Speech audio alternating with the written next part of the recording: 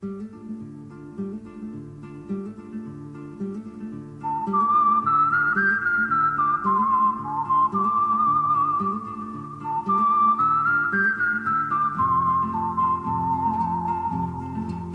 are listening to the In the Mouth of Dorkness podcast. Here are Brad, Lisa, Brian, and Darren. Welcome to another edition of the It Modcast podcast. Joining us is Brian Young, the Turtle Dork. Happy Friday, folks. Yep.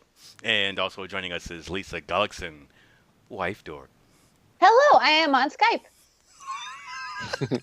And Brad Gullickson, Mouth Dork. Hello! And I'm your host, Darren Smith, the Disco Dork. And welcome to the It Modcast podcast, Fistful Friday! Happy Friday, everyone. We made it. We did. Yeah. Another week in the book of weeks. Yeah. I started doing the artist way. I'm trying to unlock my inner artist, that Julia Cameron book. Oh, okay. Yeah. It's just a little personal journey I'm on. I spent my week working for the federal government for free. That doesn't sound so great. How's that? Free for you or free for the government? I guess that would go both ways. Free for them. I'm dying of the plague. Damn, for a whole week? You still sick? Yeah. It's quite a bug. I'm sorry to hear that. I hope you feel better. Ladies and But we gentlemen. did party with Greg Sestero on Wednesday, this past Wednesday. He gave Greg Sestero his bug. I'm so jealous. Yeah. I'm so jealous. Yeah. Ladies and gentlemen, So- check out, be on the lookout for that episode. Let's see. This week, we have our Fistful of Cinematic Resolutions. So, what we do every year is at the beginning of the year, we, like most people who make New Year's resolutions, we have cinematic resolutions here at ItMod, where we pick 5 films that we should have seen or we want to see, and we say we're going to make the resolution to knock these films out over the course of the upcoming year. Now, And granted, traditionally, we haven't followed through on any of those resolutions. I was gonna but say- this year's going to be different. I was going to say, typically it doesn't happen, but makes for a good episode. So Remember that year where we said, Lisa, that we were going to watch the entire AFI Top 100? Yeah. And then we watched Yankee Doodle Dandy, and then we're like, this is the worst. Yeah, we saw 2 of them. Yeah. We petered out pretty early. Remember that one year Brad was like, he was going to watch Alfred Hitchcock films, and Brad was like, you know what? I'll give you this whole set. Brian, how many of those have you watched? One. Don't worry, that might be coming up later. Yay! So what we're going to do this year, ladies and gentlemen, something a little differently. Instead of me giving you 5 films I promised to watch this year, I'm going to assign the dorks, and they're going to do the same for me and each other. I'm going to give them 5 films I'd like for them to not watch this year. No, we're going to watch them. We're going to watch them. Okay, we promise. Otherwise, there should be consequences. Can we establish that? What are going to be the consequences? Some Like, sort of I think that waterboarding. if we get to 2018, Uh-huh. and you haven't watched your film from a certain dork, you should give them $1. That's There it? should be some. I thought you were going to say you get kicked we're off the podcasters, podcast. I don't think that the ads are going to really Oh, take off. okay. All right. What is this? I think the stakes should be higher. Like, Brian, if higher you don't stakes. watch all these movies, you can't come back to the You- podcast. Oh no! I was just trying too much. We're gonna lose all of our Turtle Freak listeners. I think All the of way our we turtle do days. this is, next week, Uh-huh. one of us has to watch, like every week, one dork will be discussing one of these resolutions until we're complete. Oh, That's man. what we're going to do. So by the end of this episode, we're going to be like, okay, Brian, you have to watch this movie by next week in dork. And that's how we do it. And then, and so forth. All Or right. Brad has to shave his head. Right. All right. Let's do it. We can do it that way then. All right. Or we ruin Darren's credit report. That's not possible. Okay, Brian. So we'll Mm-hmm. start off with you because you're just itching. I see your finger on the trigger. So go ahead, Oh shoot yeah. 'em up, Tex. What do you got? All right, so we're doing five for the three of you guys. Okay. So I'm going to start with this is going to be one film for you and Brad. Who? For us to And share. There's for Lisa and yeah, Brad or D and Brad. Darren and Brad. Oh, Oh, Oh, I'm a film I've already talked about, and it's in my top 20. It's on Netflix, and I've been preaching this film. And believe you guys haven't watched it yet. This is not what I expected. Foreign film, Korean film that was shown at the last Lost Weekend. It was number 13 on my list for top 20 in my top films of 2017. I adore this film, and I believe you guys haven't seen this yet, so I'm going to give this one to the two of you. It should still be on Netflix now. For Lisa, this is a movie that has been talked about, seems like for years. And of course, it's one of my faves. The buddy cop action genre. I'm going to start off with Bad Boys. yay! I'm so excited. It's kind of to Yes. the point where I've just been waiting for Brian to tell me to watch this film. So I've really been looking forward to And it. I have a feeling that you will not enjoy it. I don't know why. what? Really? Really? Oh no, I'm getting Leon professional vibes from this. I don't know why. Oh, no. there's no I don't hint think at so. I pedophilia think- in here. I think Lisa will like Bad Boys. I think this is more in her wheelhouse than Leon was. Yeah, yeah. But regardless, I unabashedly love this movie because of the leads, Will Smith and Martin Lawrence, especially at the time this film came out. This movie was tailor made for me, and I've loved it ever since. Will we get that third movie? Maybe, maybe not. But Getting that until TV then, I series. will have a love fest for these two films. You're Yay. getting that TV So, yeah. series with Martin's sister. What's that? You're getting that TV series with Gabrielle Yeah. Union. Nah. Don't like women cops, Brian? Bad Boys is Martin Lawrence and Will Smith. I Ah, don't want to see a okay. spin-off. I don't want to see a reboot or remake with two other actors. If it's not them, then there's no reason to. Say what you will about Bright, but that film had me reminiscing for that particular brand of Will Smith Mhm. action comedy. Yeah, And I need more of that in my life. yeah, I do too, man. It's just unfortunate because Will Smith has a slate kind of full now because he's shooting Aladdin, then he has Ang Ugh. Lee. Yeah, he has Ang Lee's Gemini Man. Yeah. Then of course he has Bright 2 and Suicide Squad 2. Uh, So his slate is kind of full, and it's a little unfortunate. But there was an interview with Jerry Bruckheimer where he said that Bad Boys 3 is still on the slate. He's still moving forward with trying to get that movie done. But I don't know. We'll see. But they're not Will getting any Smith, young. He's pissed away his career. It's Yeah. just so frustrating. Yeah, I think he's chasing a hit. I think that's really what it's come down to at this point in his career. He should listen to anybody other than who he's been listening to for the last 5 years. Yeah. I'm intrigued by his portrayal of the genie in Aladdin, but I would have to, like I said, I have to see a trailer first. But yeah, I don't know, man. It's just some of the choice. And that Gemini Man film that I'm he's looking doing forward with to Ang that. Lee. Yeah, what I'm hearing about that seems pretty interesting. So I'm definitely interested in that, especially with what Ang Lee is doing. He's kind of in that same kind of wheelhouse, not to the same extent, but like James Cameron as far as like trying to push technology, as far as like with storytelling and stuff like that. So I'm interested to see what Ang Lee is going to do with that. And Mary Elizabeth Winstead is just signed on to play opposite him in that. Well, Yes. that's- I love her. Yep. Yeah. So All right, so those Brian. are my fives for you guys. So Brad and That I rhymes. have to have a date night and watch This Is Not What I Expected. You can. I mean, it's on Netflix, so you guys can, Netflix and chill. Mhm. Oh, All right. See if I can catch I'm going to them be the cooties. big spoon. The ladle. All right. Lisa, you're number 5. Okay, so for all of my different lists, I tried to kind of get a different angle for each person. Mhm. So for Brian, he really enjoyed La La Land.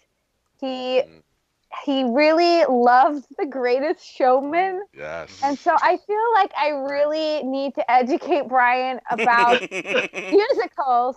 So I tried to pick 5 musicals that I think Brian would really like. Mhm. Now, there's a couple of these, Brian, where I'm not sure if you've seen them or not seen them. So I have backups just in case, because I didn't have a chance to run this by you or anything. So let me know. But my number 5, I wanted to go kind of obvious. This is a movie you've heard me talk about a lot on the show, and Darren loves this movie, and Brad loves this movie. And this is the 1974 Brian De Palma film, The Phantom of Paradise. Have you seen it? Oh, wait, hold on. No, that was Disco saying yes. That was Disco saying yes. Okay, Phantom of the Paradise.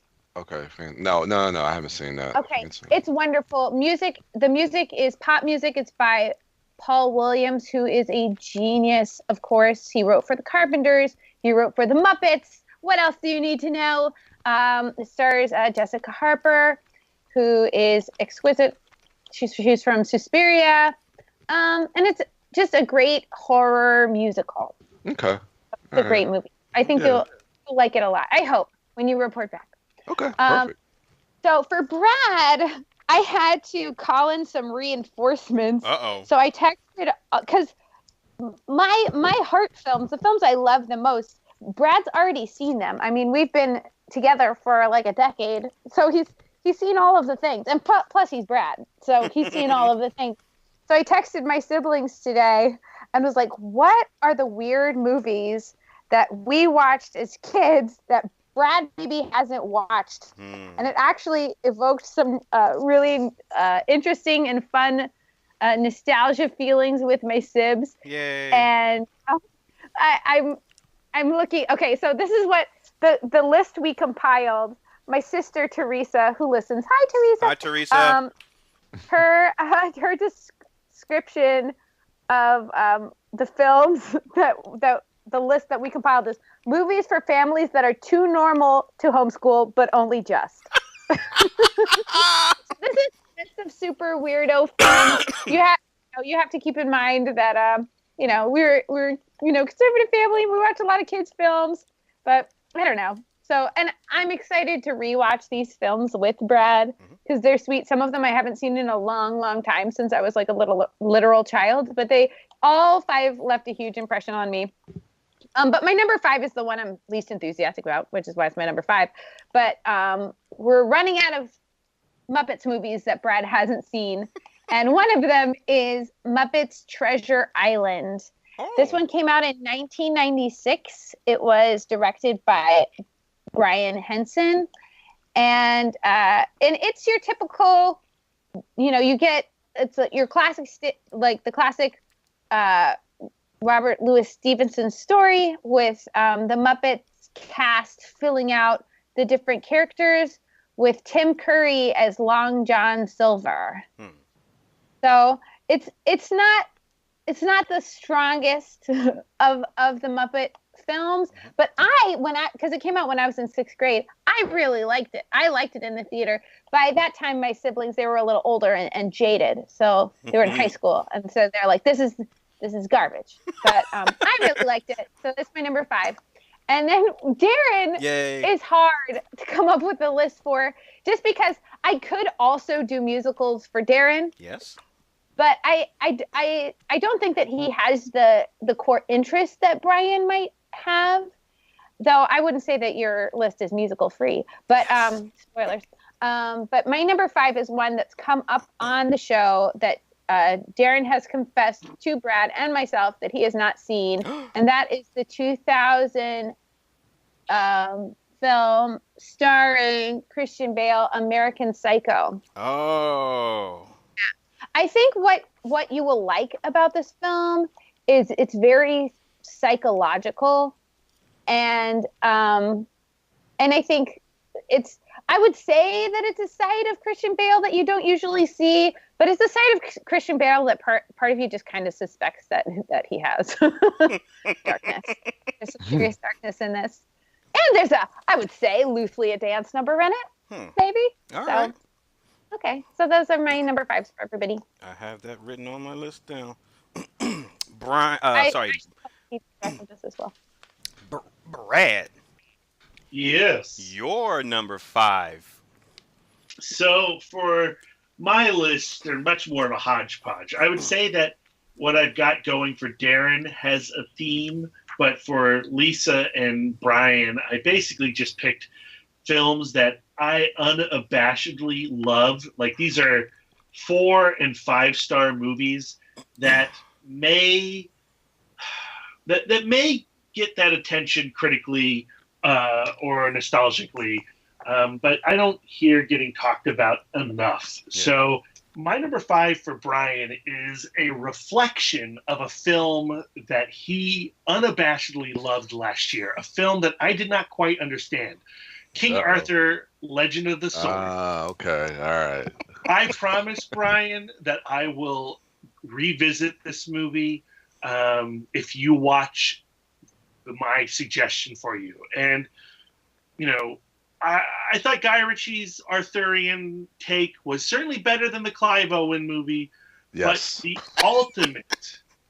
the ultimate King Arthur cinematic tale has to be the 1981 John Borman masterpiece of weirdness, Excalibur. Yeah. Yeah, a lot of people consider that the quintessential King Arthur story. So yeah, I'm intrigued. Okay, I've heard about it. I know the cast list a little bit for this film. I mean, it's a great cast list. Nigel Terry is King Arthur, and he's fine. But Helen Mirren is the villainous Morgana. Mm-hmm. You know, Liam Neeson pops up as Sir Gawain. Patrick Stewart shows up. Ciarán Hinds pops up.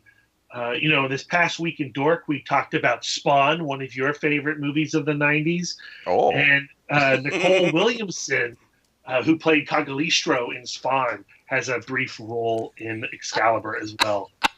I am curious to see how you take to it. I mean, it is a very 80s movie. It is psychedelic. It is aggressively sexual. It's not for everybody, but to me, it's if you took the fantasy of Conan the Barbarian and you just made it a lot more British and a lot trippier, that's kind of what you get with Excalibur. Yeah, so there you go. And John Borman, he's a fantastic director. He made Deliverance and Hell in the Pacific. He directed one of my all-time favorite movies, Point Blank, with Lee Marvin. So yeah, there you go, Brian. Excalibur. It's going to happen. Okay, I'm down. Now I want to watch Brian watch Excalibur. I do too. We should do like a picture within picture. Yeah. Presentation. Now for Lisa, as she was just stating, as a child, I thought this was certainly a movie that was very much in the public consciousness in 1991. It took over that entire year. I felt like you could not escape this movie. But because Lisa was just mentioning in her selections, the Marriers, they don't really delve into the psychosexual thriller world. And somehow they missed Martin Scorsese's remake of Cape Fear. Yeah, that literally never came up. It's a nasty movie, but it's one that is extremely slick in style. Scorsese is going for that Alfred Hitchcock stylish thriller, putting his own spin on it. He brings back Bernard Herrmann for the score, or he basically just uses Bernard Herrmann's score because Herrmann was dead at this point. And it's a film with a performance from Robert De Niro, who plays the convicted rapist Max Cady, that once you see this version of Robert De Niro, it's hard to not see this version in any other performance. When you're watching Meet the Fockers, you can't help but be terrified of the Max Cady that lives beneath even that role. So yeah, I'm not sure Lisa will love this as much as I do. I think it is an uncomfortable movie. It is a really troubling film. Um, and it might spark some of those acts of rage that she had towards Leon the Professional. There's a really awkward and horrendous experience between Juliette Lewis and Max Cady De Niro that is unforgettable and is always highlighted when people talk about this movie. So yeah, okay. Kate or Lisa, prepare yourself. Yeah, Oh gosh. you know Thank you. you know how people always talk about and rightfully so bring up Hannibal Lecter when they talk about Anthony Hopkins, like how Anthony Right. Hopkins created such an iconic like screen presence and memorable character. I would argue that De Niro does the same thing in Cape Fear. Yeah, definitely. And what would be fun to do is watch this version of Cape Fear and then watch that Sideshow Bob episode of The Oh my Simpsons. goodness. Yes. I was not allowed to watch The Simpsons as a child. What? That's true. Yeah. Yeah. So if The Simpsons was too aggressive and uncomfortable for the Marrier family, I think Cape Fear would send a schism right down the parental line. Shit. Okay. All right. And my number 5 for Darren, Yeah. with you, I decided to go all black and white movies. I Yeah. feel like it's been a while since we've dove into some true classics or not so classics. Yeah. And for my New Year's resolution, I really want to start watching more movies that were made before my birth. I feel like last year I watched a ton of cinema, but it tended to be really focused on what was happening in 2017. I was so determined to catch everything that I didn't get any discoveries of classics in my life. And so I want to bring that to you, sir. And for number 5, I'm going with Humphrey Bogart and Gloria Graham in Nicholas Ray's In a Lonely Place. Ooh. When the Criterion disc came out last year, we talked about it on the podcast, and I fell in love with this film all over again. Bogart plays this broken screenwriter living out in Hollywood who becomes a murder suspect after this hat check girl winds up dead. And he falls into a relationship with his next door neighbor, played by Gloria Graham, who you have seen in one of your homework assignments, The Big Heat. She's the actress who gets the coffee pot thrown in her face. Yes.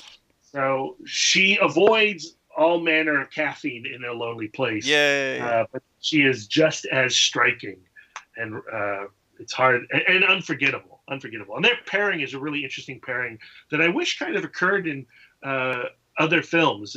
Bogart and Graham only appear together in this one movie, and they're quite the pair. All right. Well, I'm looking So there you forward to go. that. In a Lonely Place. In a Lonely Place. All right. Let's see. So we'll start with Brian. Brian, your list is pretty easy for the first 3. Mm-hmm. For the first 3. The last 2 you're gonna have to do some work for, but they're well worth it. So we'll start with you.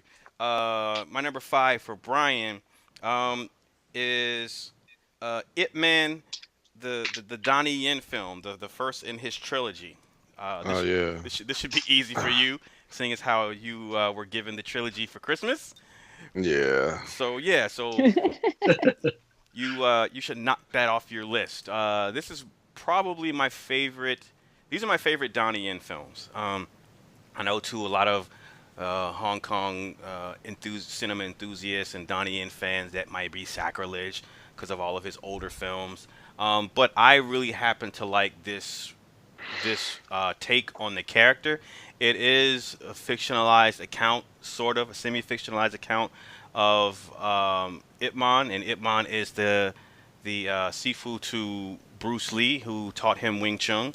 And this first film in the trilogy looks at his origins as far as him teaching Wing Chun and the different martial arts schools in that prefecture of China that were rival to each other for supremacy to be able to be the top school to teach their particular martial art. So that's the cool thing about the film, is that it does look at him and his family life and how that his his dedication to martial arts instruction began to take its toll on his home life. But it's also cool in the setup that, it's classic kung fu movie shit where you have one school versus another school. But in this one, there's several schools all trying to vie for the title of being the top school. But each of these different schools have different martial art styles. So they all want to challenge Ip Man. And again, his style is Wing Chun. And so you get to see a master practitioner of that in Donnie Yen. And Donnie Yen is a beast in this movie. He's not playing like wild or like overly charismatic like he does in some of his more modern films like Flashpoint or Xiaopo Lang and stuff like that. He's a really quiet and meditative, introspective type of person, because he is playing a wise elder teacher type character.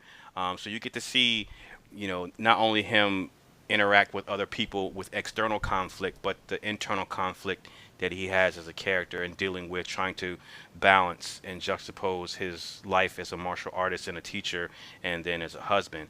It's a really good film. It's very well made. Like the action choreography is my favorite of all of his films. I would say that choreography of this trilogy are my favorite of Donnie Yen's films, because you do get to see staged Wing Chun. So a lot of martial arts that you see in those films are have some basis in actual martial arts, whether it be wushu, Wing Chun, Shaolin boxing, or whatever. But a lot of it is just staged theatrical punches and stuff like that. It wouldn't be until his later films where he started actually implementing grounding, grappling techniques and MMA stuff that you would actually see real life martial arts. And in Ip Man, the Ip Man films, you actually get to see Wing Chun as practice in real life. So, and it's a really beautiful fighting style. So yeah, that's my number 5 for Brian. It's a really good movie. Lisa, Yay! Because you like musicals, I do. and I decided with you, I'm gonna kind of stick in that realm. And Ooh. I want you to check out. I'm giving you Michael Jackson's Moonwalker. Have you seen that? Yay! I have not. Okay, We almost watched it the other night. I'm glad you We didn't. literally did. That's so funny. Okay, I'm glad you didn't. Because this is my number 5 for you. So this came out like back in the 90s, I think. And Moonwalker's a weird film. It's not a musical in the traditional sense. It's it's like a hybrid movie slash concert film slash music video. So it Okay. opens with a like this kaleidoscopic animated montage type you go through like his music discography, and they start from when he was with the Jackson Fives, and it's like this animated music video, but it goes all the way up to like the present, but it's done in like this really whimsical, like weird, like animated music video way. There's different animation styles, and some live action is put into it, so it's this really like artful, music piece. And then like you see some more stuff, and then Lisa, were you at the Sears house when we watched Yeah, we just kind of mainlined a whole mess of Michael Jackson videos. Yeah. So that kid A version lot of first watches for me. yeah, so that kid version of I'm Bad, that's Yeah. that's taken from Moonwalker. So at the end of that Fun. that video, it transitioned to the grown up Michael Jackson, and the rest of Moonwalker takes off as a movie or whatever you want to call it. But I mean, it's a weird film if you want to call it that. But as far as watching someone who was a peak entertainer, and as you mentioned, us mainlining those videos, just having those isolated videos alone was enough to see that was a one of a kind performer.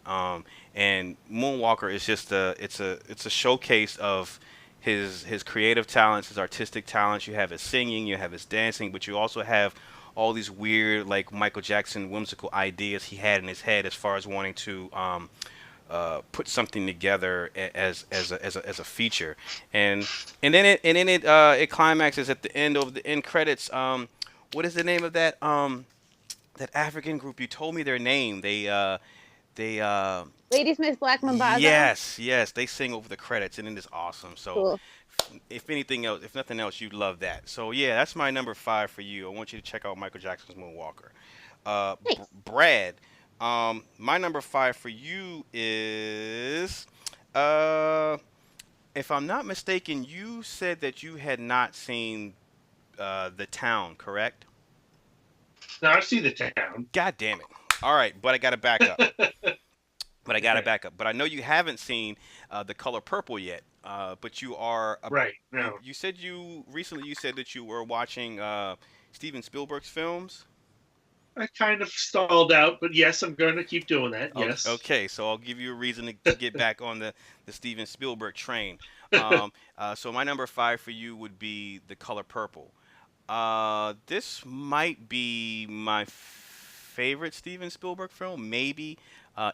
if it's not, it would take is for me to watch it again. It's one of those type of films. Like if it's like your top 2 or Mhm. 3 or whatever, and then you watch it and it's your favorite for that for however long. And this film stars Danny Glover. It stars Whoopi Goldberg. There is Oprah Winfrey in it. Lawrence Fishburne is in it.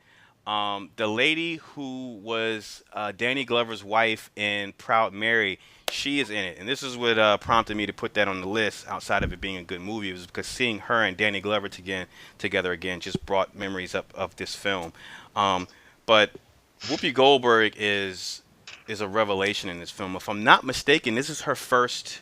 This is her first movie, and she is just amazing. It's a heart wrenching but a beautiful story. And that thing that Steven Spielberg does, that thing in him, that master storyteller, master craftsman, it is all on display here. In that he can take something that at times may be hard to watch or heartbreaking to watch, but at the end up infusing so much beauty and heart in it that you just can't help but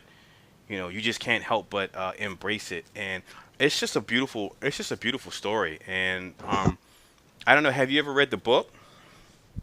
I have not. No. Okay, so I know what the basic story is, and I right. know some of the key differences between the book versus the movie, just based on conversations and documentaries I've seen. Right. But I'm excited to finally watch it. Okay, so if you know those differences and if you have made peace with that, or if you may or may not have, it probably would help. But I mean, in its own right, it is a great film with tremendous acting and performances across the board. So yeah, that's my number 5 for you. I can't wait to talk about that film with you. All right, thank you. You're welcome, Brian. Your number 4. All right, so my number 4 for all you guys. Let me go ahead and start with Lisa. Just piggybacking off of Bad Boys, I will continue that with Bad Boys 2. Yay! This is Yay. the follow-up. Came out summer of 2003, and basically this movie takes that first film and just times it by 10 as far as the kind of like the lunacy of it, the ridiculousness of the action set pieces, the comedy, like everything is just times 10 in this film. And in my opinion, it's for the better. It is not VF, but Oh I will say, no. yeah, but it's really quick. It's towards probably the second half of the film, and it takes place in the morgue. And Okay. when Martin I'll Lawrence, watch it with Lisa. I'll yeah, protect her. yeah, when Martin Lawrence, when the cap of the head comes off of the one dead body. Okay. So Uh, watch the cap of the head come off and then close my eyes. yes. Yes. But yeah, this is I again just going to what I was saying about the first film. It just takes the chemistry between Martin and Will, and just really just kind of just times that, and it's great. You have other people that come on board, which is like Gabrielle Union, who plays Martin Lawrence's little Yeah. sister. And then there's also some friction between the two that involves Gabrielle Union. I mean, I don't know why I'm being spoiled. It's not really. It's like it's a movie that's riddled with spoilers, but keep a little bit of a surprise element to it. Don't But worry, I'm clearly listening. So. but yeah, it's it's a lot of fun. I really enjoyed it. And I know like Brad and Darren could probably add to that. It's a really really fun movie. Your That love movie's of great. the film precedes you giving it to me as homework. I'm looking forward to watching it and getting to know you better through it. Yes. So with Brad, okay. So with Brad, I do have some picks for you, and the next one I have because we talk about how you're really not that versed in a lot of anime. I want to go to some of my couple of my favorite animes. I've seen Akira. Yeah, yeah. No, I know you've seen Akira. I know you've seen Akira, but this is a film that you may not have heard of, and I don't know how popular it is. I know like the source of it is very popular, but this is a little bit of an offshoot from that, and it's a film called Macross Plus. And Macross Plus, yeah, Macross Plus is a film that is kind of in that good like Robotech kind of aerial. It's kind of like within that vein, but the synopsis is basically you have two old friends slash rivals. They find themselves in kind of like this rivaling test. They're test pilots, and they're competing in this project. And there's a mutual old flame that comes back into their lives. And it's almost like a love triangle type of thing, but it really it's kind of reminiscent of a lot of. I know me and Darren talked about this way back in the day. That it's kind of reminiscent of kind of like those heroic bloodshed movies of John Woo. I could see John Woo really playing with the melodrama between these three characters in this film, and then there is some twists and turns that happen in the third act, and some revelations between these characters that I'd be interested to see how you respond to those twists in this film. But I thoroughly enjoy it, and it's one of my favorite animes. So Macross Plus, yeah, and I have that I think on DVD, so I'll give that to you so you can watch that. And for you, Darren, this is just something, again, recently that I had on one of my favorite films of 2017. And I know, because I remember when I talked about it, you said you haven't watched it yet. I seen So Power now, Rangers. That's all. no, I'm not doing that. This is the documentary Step that I talked to you Oh about. yeah, This was my number 3 film of last year. An extremely profound, powerful documentary You just want me to about cry. the three. I don't think you'll cry. I'm gonna cry. It's very inspiring. You might, but it's inspiring. It's extremely inspiring and uplifting documentary. And I know you say you wanted to check it out, and it's really good. And I'd be interested to hear your thoughts, especially it being so close to home, and with everything and it doesn't really focus again on a lot of the stuff. I mean, it touches on stuff like Freddie Gray and stuff like that, but this story really, it's a focused story about these three women. And just them kind of like defying the odds and really just trying to get into college. And it's such a beautiful, inspiring story. And again, like I was saying before, like some of these women, like the guidance counselor, Miss Dofat, like these women like this need to be praised with the commitment and the tenacity and just the will that they have to help these young girls really get out of the situations that they're in. They really are the unsung heroes, for a lot of these young girls, and you just see the commitment that they have to really trying to help these women get out of their situations. So it's a beautiful story. So Step, the documentary, that's my pick for you at number 4. Okay. Wife door. Yes. Okay. So my number 4 pick for Brian, I wanted to find a musical comedy, but I'm not sure if you've seen this one, so I have a couple backups. So have you seen The Producers? No. Okay. Now, there's a 2005 version Now I that know there was a stage play. Was that the one with like Matthew yes, Broderick and Nathan Lane? that's right. So that's the Okay. 2005 version. Okay. I would prefer that you see the 1967 version starring Zero Mostel and Gene Wilder. Oh, So Gene Wilder. Okay.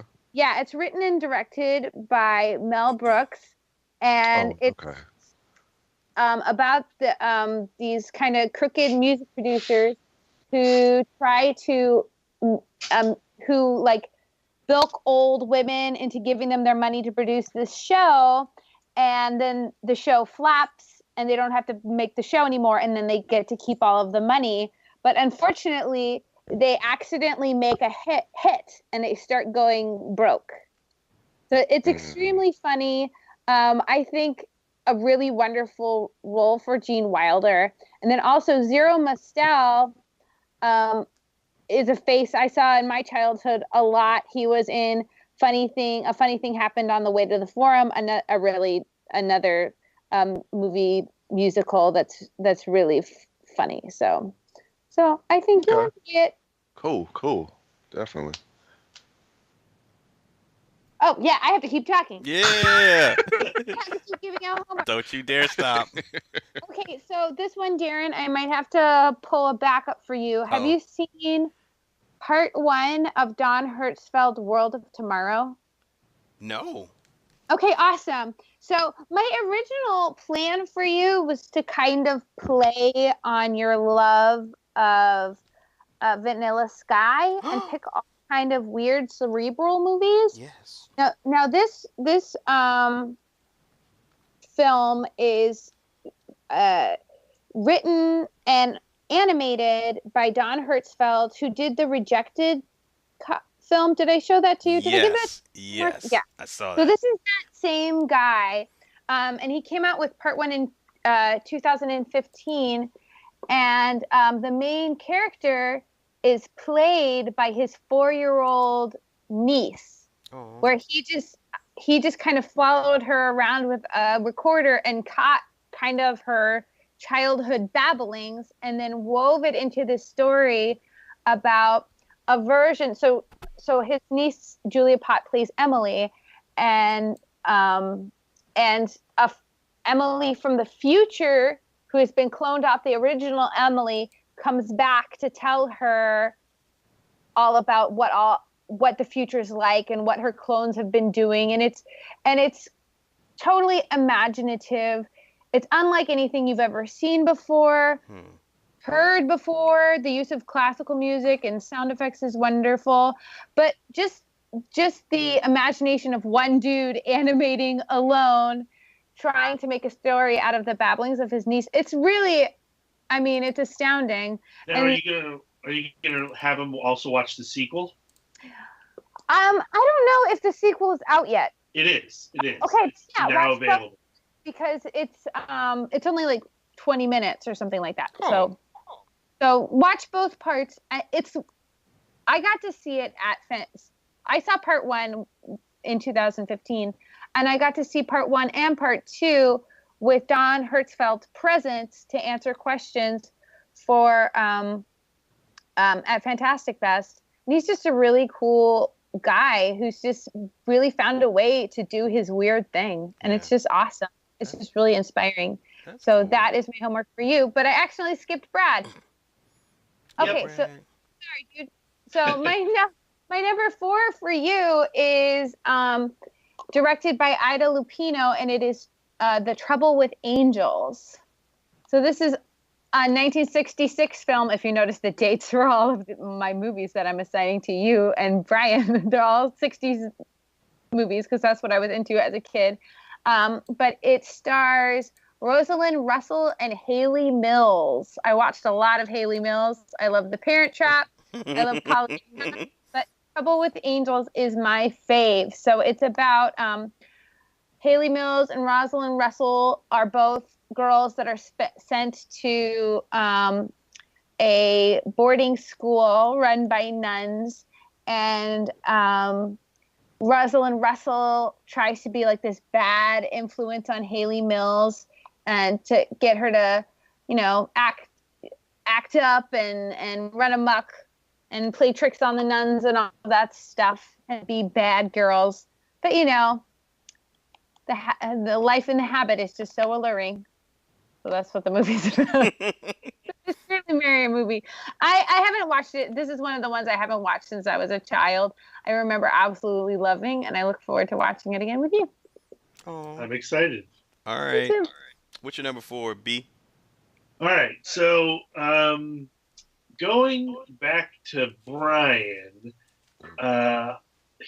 we were talking about during our Thor Ragnarok review cast just how much we love Jeff Goldblum.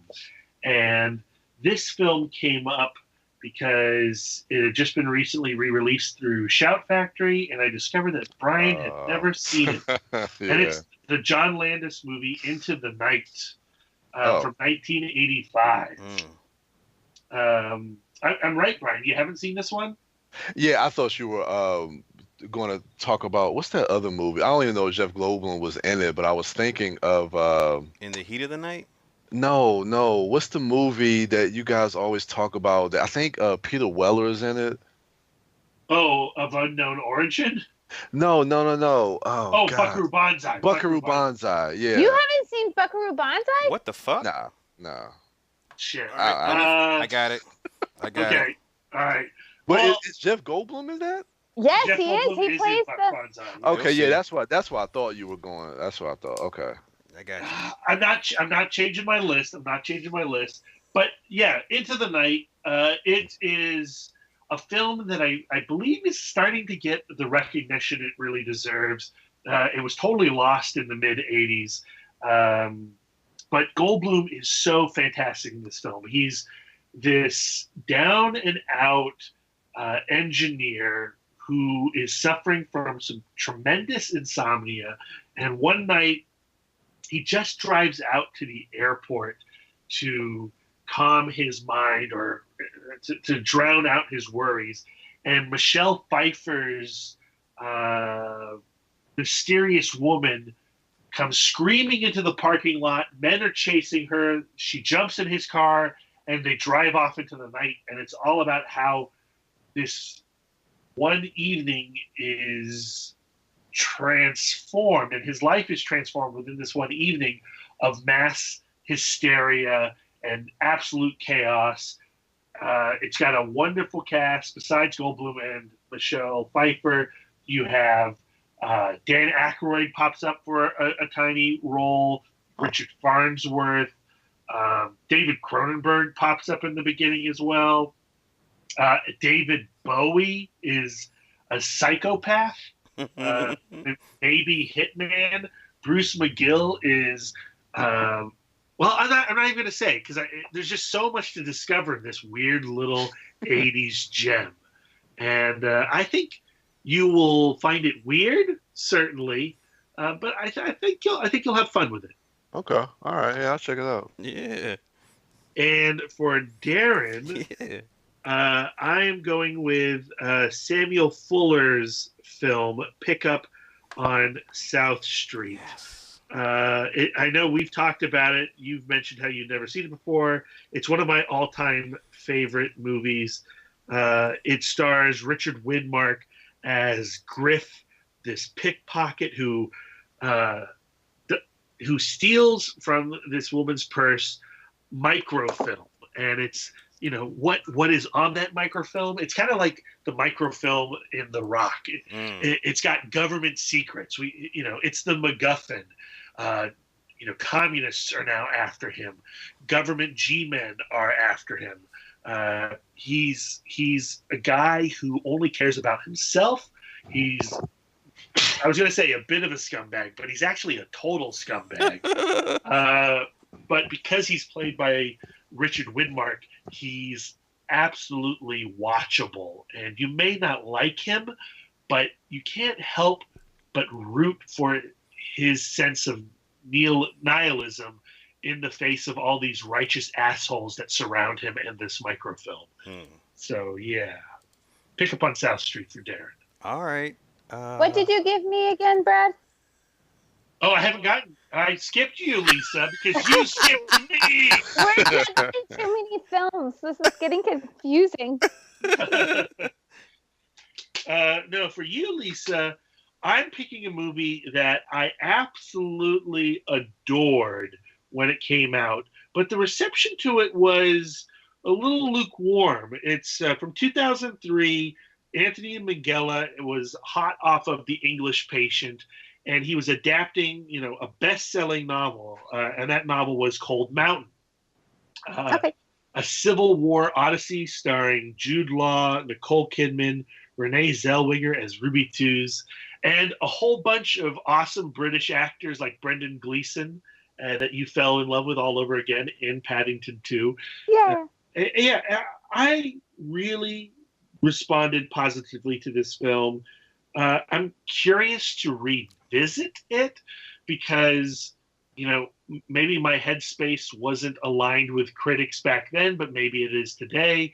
Is it schmaltz? Is it garbage? Is Nicole Kidman just too damn old in this movie for her character? Let's find out together. All right. Okay. Thanks.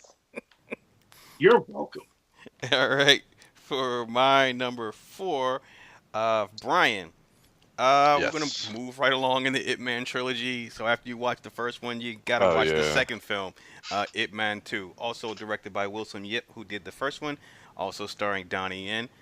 Excuse me. This one also stars Sammo Hung. They have a pretty cool fight sequence. Sammo is he's the teacher of a rival school of Hung martial arts in Hong Kong. So I think this film is takes place like in the 1940s, I want to say 1940s and 1950s, when Ip Man migrates to Hong Kong, which is under British rule, if I'm not mistaken, and he basically just wants to spread uh, his teachings of Wing Chun. But when you go to another region and you want to start teaching in a different martial art, you got people there who are practitioners of their own martial art, and you have to prove yourself and or upsert them. So the film is basically that thing that Bruce Lee had when he came to the United States about wanting to teach martial arts to everyone.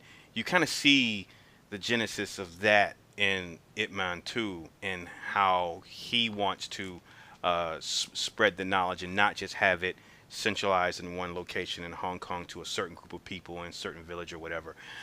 So that's in there. The action and the story opens up a little bit more over the first film. Again, you get that great confrontation between Donnie Yen and Sammo Hung.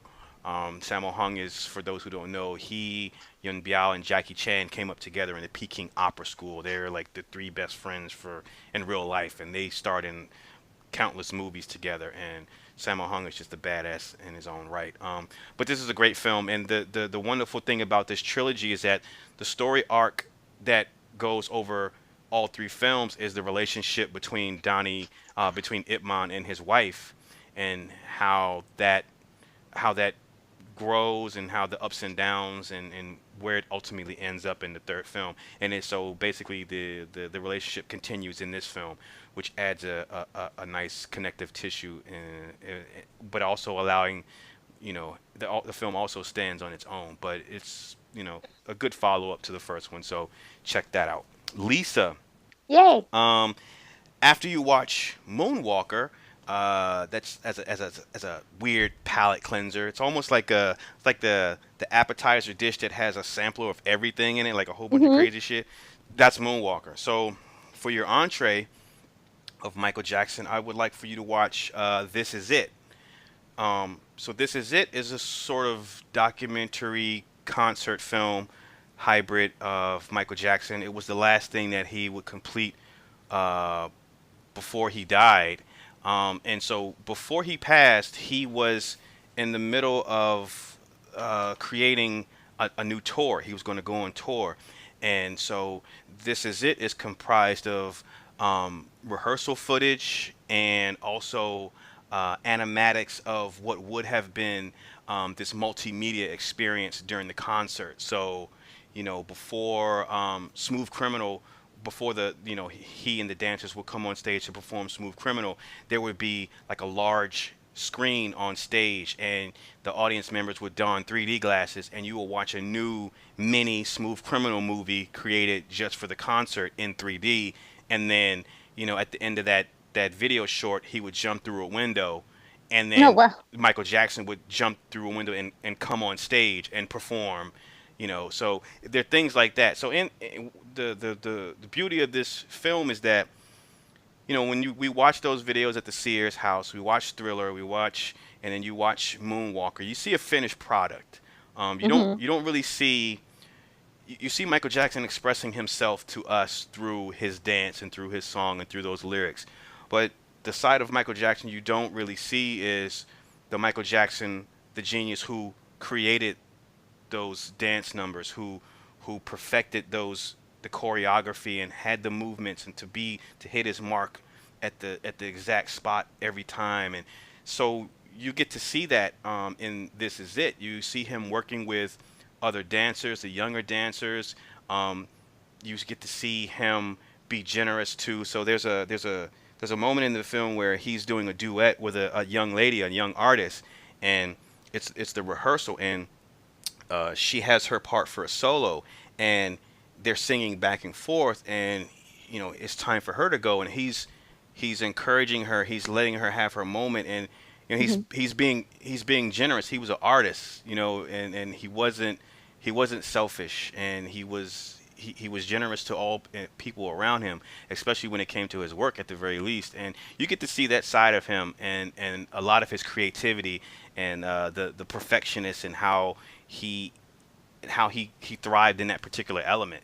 We see his name in the tabloid. You see he was face covered. You see him hiding from paparazzi, and you hear stories about how his life was as a recluse. But in this particular environment, you saw someone who was outside of all those other things that he may or may not have been, he was a creative individual, and you could see the creation process in this film. And it's one of those things of, man, what could have been, because had he lived to actually put on this show, by viewing the makings of it, you could tell that it would have been something, spectacular. And so it's a really good documentary / concert film. So This Is It.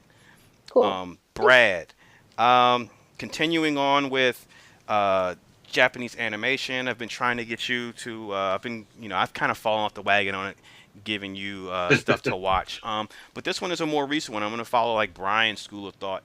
And this is something that I've been talking about incessantly on the podcast all last year, and that is It Is Your Name.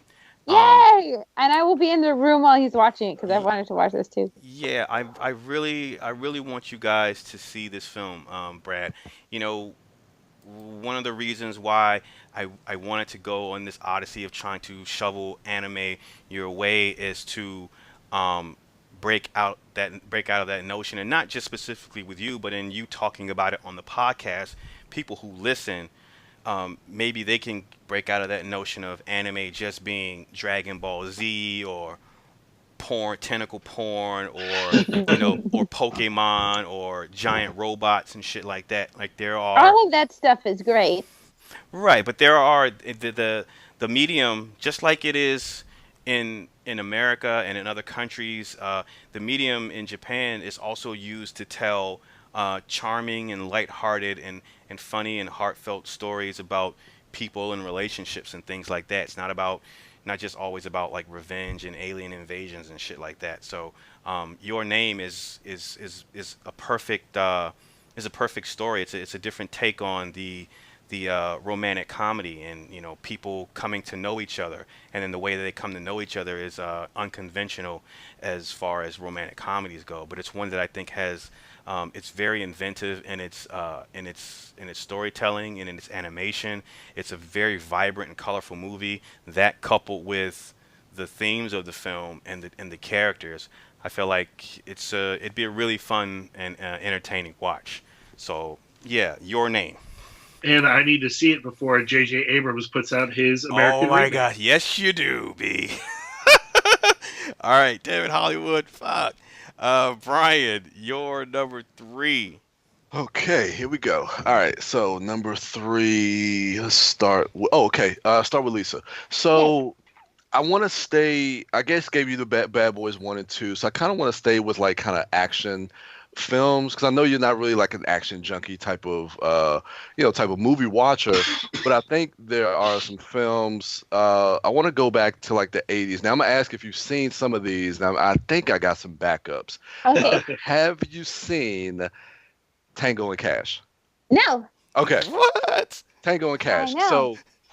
Uh, Talk about buddy cop films. Of course, Bad Boys is my favorite buddy cop with Martin Lawrence and Will Smith. Tango and Cash is my second favorite buddy cop film, and this is Sylvester Stallone and Kurt Russell. And I was getting for a second. I thought you were talking about Turner and Hooch. Oh. Have seen it, but I have not seen Tango and Cash for sure. Okay, yeah. And I just recently rewatched Tango and Cash, maybe like about a couple months ago. I watched it recently, and Brad rewatched Turner and Hooch not too long ago. Nice, right? I also rewatched Tango and Cash. Same, me too. Like within the last 2 months. Nice. But yeah, they have, I mean, again, just like with Martin and Will, Sly and Kurt Russell have a great banter back and forth. And oh God, his name is losing me, the villain. Jack Palance. Jack Palance. Jack Palance is awesome as the villain in this film. And it's so 80s. It came out in 89. And but it's just so great. And just to see them at kind of like their height, especially with Sylvester Stallone, really at the height of his celebrity, and Kurt Russell, of course, with all of his filmography from the 80s and the John Carpenter films. He's definitely doing his Kurt Russell thing. And he's just so charismatic on screen. And we have a young Terry Hatcher that's in the movie as well. So it's a lot of fun. It's really a lot of fun, and there's a extended prison sequence where they have to kind of escape from a prison. So I think you might get a kick out of that as well. So it's very Paddington 2. But yeah, I'm excited for you to watch that one. I love Tango and Cash. It is such a fun film. So we have Tango and Cash for you. Brad, I want to continue again, just like what Darren said, with anime. So we're going to get you Poor Brad. really well versed in some anime. The next one is Appleseed. Appleseed is... I get that reference. Have you seen Appleseed? No, I have not. Okay. But it is one I'm aware of. Okay, yeah. So this is the first film directed by Shinji Aramaki, and I'm just going to read this. Are you giving him like the original? When you say first film, you're giving him like the original one, right? The 2D one? Yeah, the 3D animated one. No, the one that came out in, was it 04? Oh shit, no, that's not the first one. Okay, all right, I know what you're talking about. Okay. Yeah, that one. Okay. I mean, I know there's like many different kind of iterations of it. I'm just kind of familiar with like the most popular ones that they've kind of redone. 2004? Yes. This says, in a utopian society created at the end of the Third World War, a female warrior who has been plucked from the Badlands begins to see cracks in this new facade. And what does the community have planned for the rest of humankind? And so it's really just, again, this feels like kind of like a buddy cop kind of story as well, with the lead Dunan and Briarios, and he's like a cyborg. And this film kind of deals a lot with like cybernetics and and kind of like those themes like that. But I like the animation style. It's got some really kind of inventive action that I've seen in anime at that time. But I don't know. I think you'll kind of get. I think you'll get a kick out of it. So I'm definitely interested in getting your opinion on Appleseed, and that's one of my favorites as well. All right, Darren. Okay. This is an older film. I don't know if you've seen this or not, but Brad mentioned it a couple of times in his Fistful, and it's an absolute fantastic film. And like we've talked about this before, that I love films that kind of play out like stage plays, or that kind of take place in one location. And this is a film that I don't know, like when Brad mentioned it, it really just kind of jogged my memory as far as like me seeing it way back in the day. And I don't know if you have seen it, but it's the original 12 Angry Men. I have not seen it. Okay, good. Yay! Let me just cross this off my list, Brian. I'm sorry. I've got backups. Okay. But now it's been a while since I've seen this film as well. So I'm actually going to purchase this film, and I think they have it on Criterion. Yes, they do. It's great. It's from 1957. I know Henry Fonda is in it. Who else is in this? Lee J. Cobb. Yeah. Jack Warden, Henry Fonda. Is it black and white? Yeah, Yep. it's in black and white, Okay. and it's just a really fascinating story. And of course, it's kind of been redone a couple of times since then. But yeah, just being in that room with all these different jurors and seeing this whole thing play out, when you see like when they all have the same verdict except for the one person, where they feel like they don't know whether this kid is innocent or not, but they feel like they at least need to give this guy a chance to at least talk it out. And I mean, of course, you have the one guy who wants to just get out of there so he can get to the baseball game. And then, I mean, it also brings up a lot of stuff that has to deal with like racism. So it definitely deals with social commentary a lot. And it's just a fascinating movie. And again, it's been forever since I've seen it. So I really want to go back and rewatch it myself. But I just remember just being so moved by this movie. And so, yeah, I think you'll definitely enjoy this movie. So, yeah, 12 Angry Men. All right. Lisa, Yes. your number 3. My number 3. So for Brian, have you seen, and it's totally okay if you have, I have a backup. Whoa, what was that sound? Oh, no. No. That was my computer. Oh. Okay. So Brian, have you seen West Side Story? No. Okay, good. West Side Story is my number 3 for you. It's a classic Romeo and Juliet story where the two young people are from two separate gangs. Like one is from the Sharks and one is from the Jets, and one is from the Hispanic side of the neighborhood. And then the other one is from the white side of the neighborhood. They fall in love. Okay. Scuffles happen.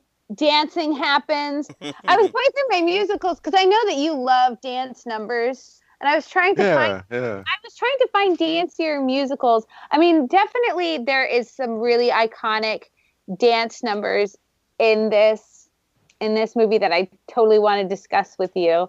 Okay. It stars Natalie Wood. This is one of those examples of whitewashing I did not realize as a child. To me, like Natalie Wood was Maria. I did not realize that she was just a white lady with thick eyeliner, but I did not know better. And Richard Beymer, yes. But Rita Moreno plays Anita. She's amazing, and she is not whitewashed. So there you go. Doesn't make cool. sense. But this movie is from the 60s. Another one from the 60s, from 1961. Right. My alternate for that slot, I guess I won't tell you what it was. Okay. I'll save it for next year. Okay. Then for Brad, I'm going with a movie from 1984, All of Me. It stars Steve Martin and Lily Tomlin. I love that movie. I brought it up in a fistful a while ago, and Brad mentioned he had not seen it. So it's directed by Carl Reiner, and Lily Tomlin is this millionaire, and she's dying, and so she pays to have her soul transferred to a willing recipient, but something goes amiss. And her soul instead goes into the body of her lawyer, played by Steve Martin. So I didn't see when it came to Steve Martin films as a kid, I didn't see The Jerk. I did see, I've seen it now since then.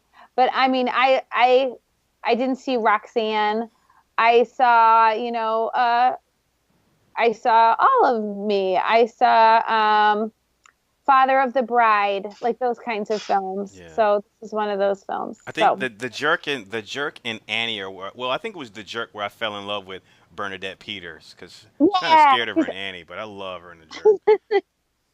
I was trying to come up with more Bernadette Peters films I for love her. Brad, but I couldn't think of any. I love her. So now, Darren, Hmm. I have three.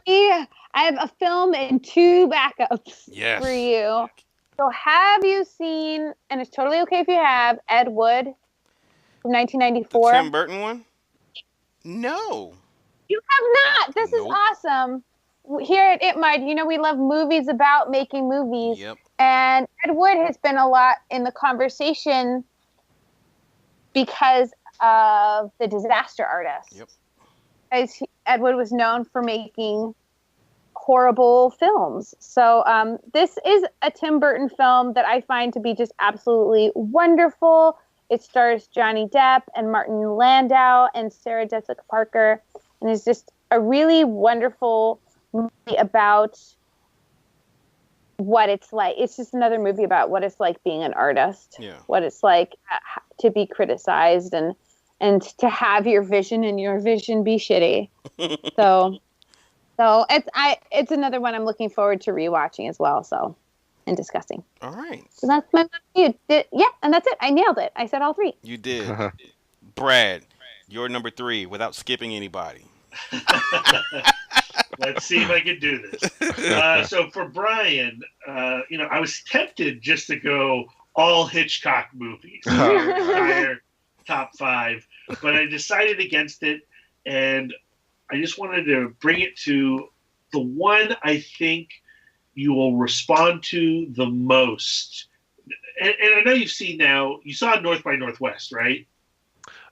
Yeah, I think that's the only one I saw from. That's the only one. So now it's time. You've done Cary Grant. It's time for some Jimmy Stewart.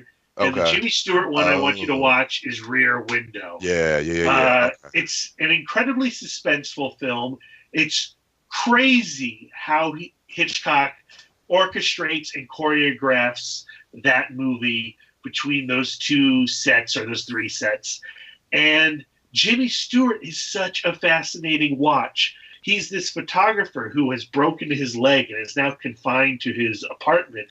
And you think he would, you're, I don't know how well versed you are in Jimmy Stewart movies, but growing up, I always thought of Jimmy Stewart as like this goody 2-shoes leading man type actor. Yeah. Mr. Smith Goes to Washington, right. And of course, the Christmas, goodness. It's a Wonderful Life. It's a Wonderful Life, yeah.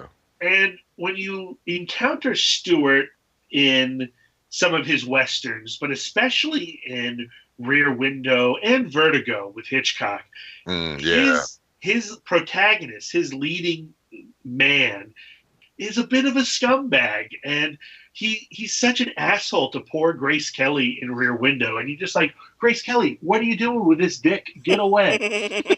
And that's kind of the enjoyment of this film too, is their weird dynamic. And I'm excited for you to watch this film. Yeah. Cool. Yeah, All definitely. Right. Now, Lisa, Mm-hmm. the film I'm picking for you is from 1999. I know it's a film that Darren cherishes. I think Brian has seen as well. Okay. And if not, it's time to get on board. But it's a movie I haven't seen in a while. Oh. It stars Forrest Whitaker, and it is Ghost Dog, Yeah. Way of the Samurai. Nice. Okay. Yeah. I think Lisa will dig the shit out of Ghost Dog. I think so too. Directed and written by Jim Jarmusch, and he's known for these indie weirdo little films like Down by Law and oh gosh, what's that Memphis movie? Mystery Train. But Ghost Dog's a hitman movie, and it's about Forrest Whitaker. And gosh, I really don't want to say too much about it. But Don't. He's a hitman, and he likes pigeons. Okay. Sounds adorable. Oh man, I can't wait. I'm due for a rewatch on that one. Oh man, yeah, that's a good pick, B. And for Darren, Yep. again sticking with black and white filthy noirs, I'm choosing 1951's Billy Wilder classic Ace in the Hole, starring Kirk Douglas. Yeah. He's this, he's a journalist who thinks very much of himself, and he's on the hunt for a story. And when he's traveling to Albuquerque, he comes across this cave-in, and this man, he's trapped inside this caveman, and this cave-in, and it's all about how he uses this human interest story to jumpstart his career, or to re-jumpstart his career, and what lengths he's willing to stoop to keep the story going. Yeah, he's another wonderful scumbag Kirk Douglas performance. So, All right. Ace in the Hole. Ace in the Hole. I have it jotted down. All right, B. For my number 3, it's time for you to round out the trilogy. That rhymed. And it is, of course, Ip Man 3. Now, Ip Man 3 is the one that that turned a lot of people off when they saw that Mike Tyson Oh yeah, was in yeah, it. Mike Tyson. Yeah, that All turned right. me off. Okay, yeah, but check this out. Mike Tyson is friggin' awesome in the movie. He has one or two lines of dialogue, and of course they're cringeworthy.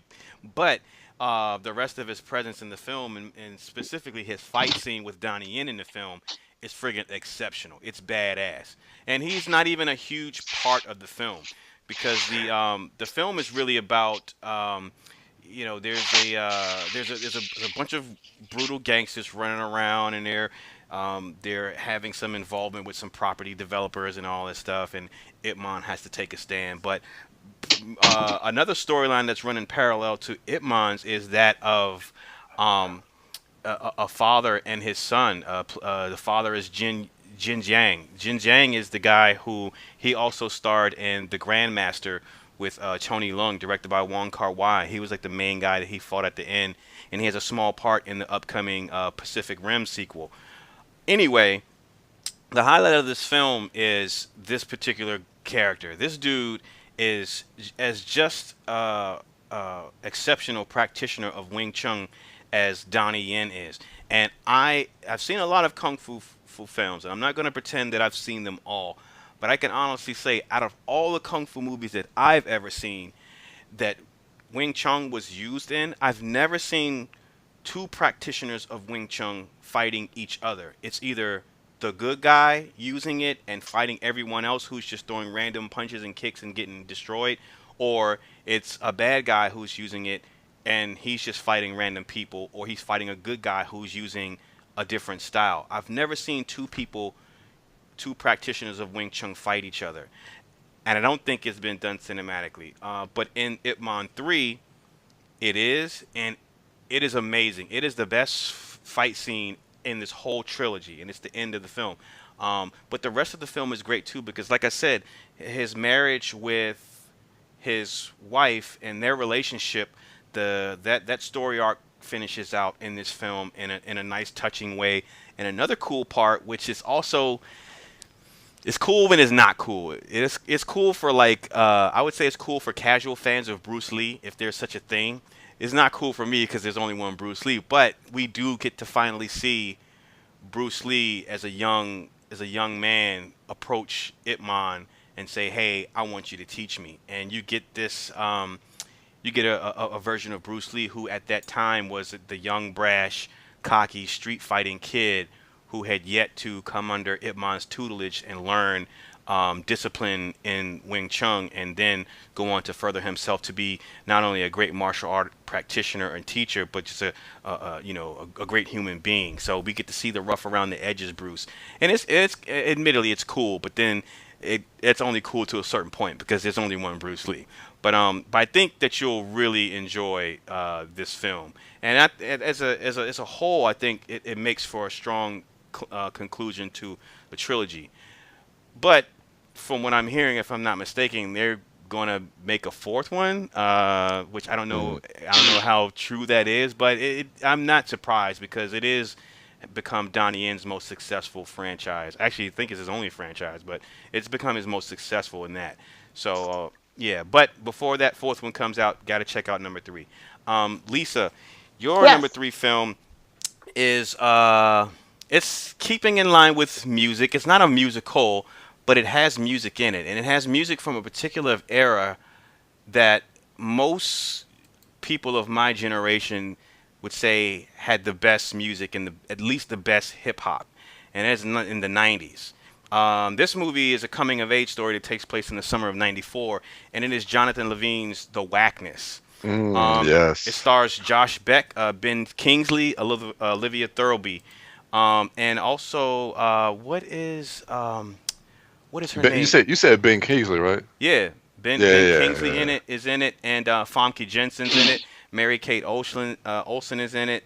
Method Man is in it. So anyway, like I said, it's a coming of age story. Josh Beck plays Luke, and this is his high school is just let out his senior year, and he's just spending his summer trying to figure out what he's going to do with his life. And in the meantime, he's selling marijuana out of one of those ice cream those pushing ice Yeah. cream carts that you Ice see cream people running carts, around New yeah. York. So he's selling weed out of that, and he's using that money to pay for his therapy, which Ben Kingsley is his therapist, and Nice. also one of his customers. Oh, um, good. but it's a coming of age story in that he's trying to figure out where he's going to go next in life. His parents are having a rough go at their marriage, so that is affecting the home life, which is in turn affecting him. And then to top it all off, he sees this cute girl, and boy meets girl thing happens. Hmm. But at the end of the day, it's really just a coming of age story over the course of this particular summer, and him finding out, the world is a lot bigger than what he thinks. But for me, my favorite part about it is that it's set to the backdrop of 1994, and at that time in hip hop, that's when Biggie first came out. Hmm. That's when Biggie Yeah. dropped and changed everything, and Hmm. that's when Puff Daddy and Bad Boy Records dropped a whole slew of hip hop and R&B that changed the landscape of black culture and music and hip hop. And for me, it's so nostalgic hearing these songs, that he got the rights to use in this, because it's almost like how Lady Bird is set, and it has that particular feel of that not too long ago time, and it takes you right back to it.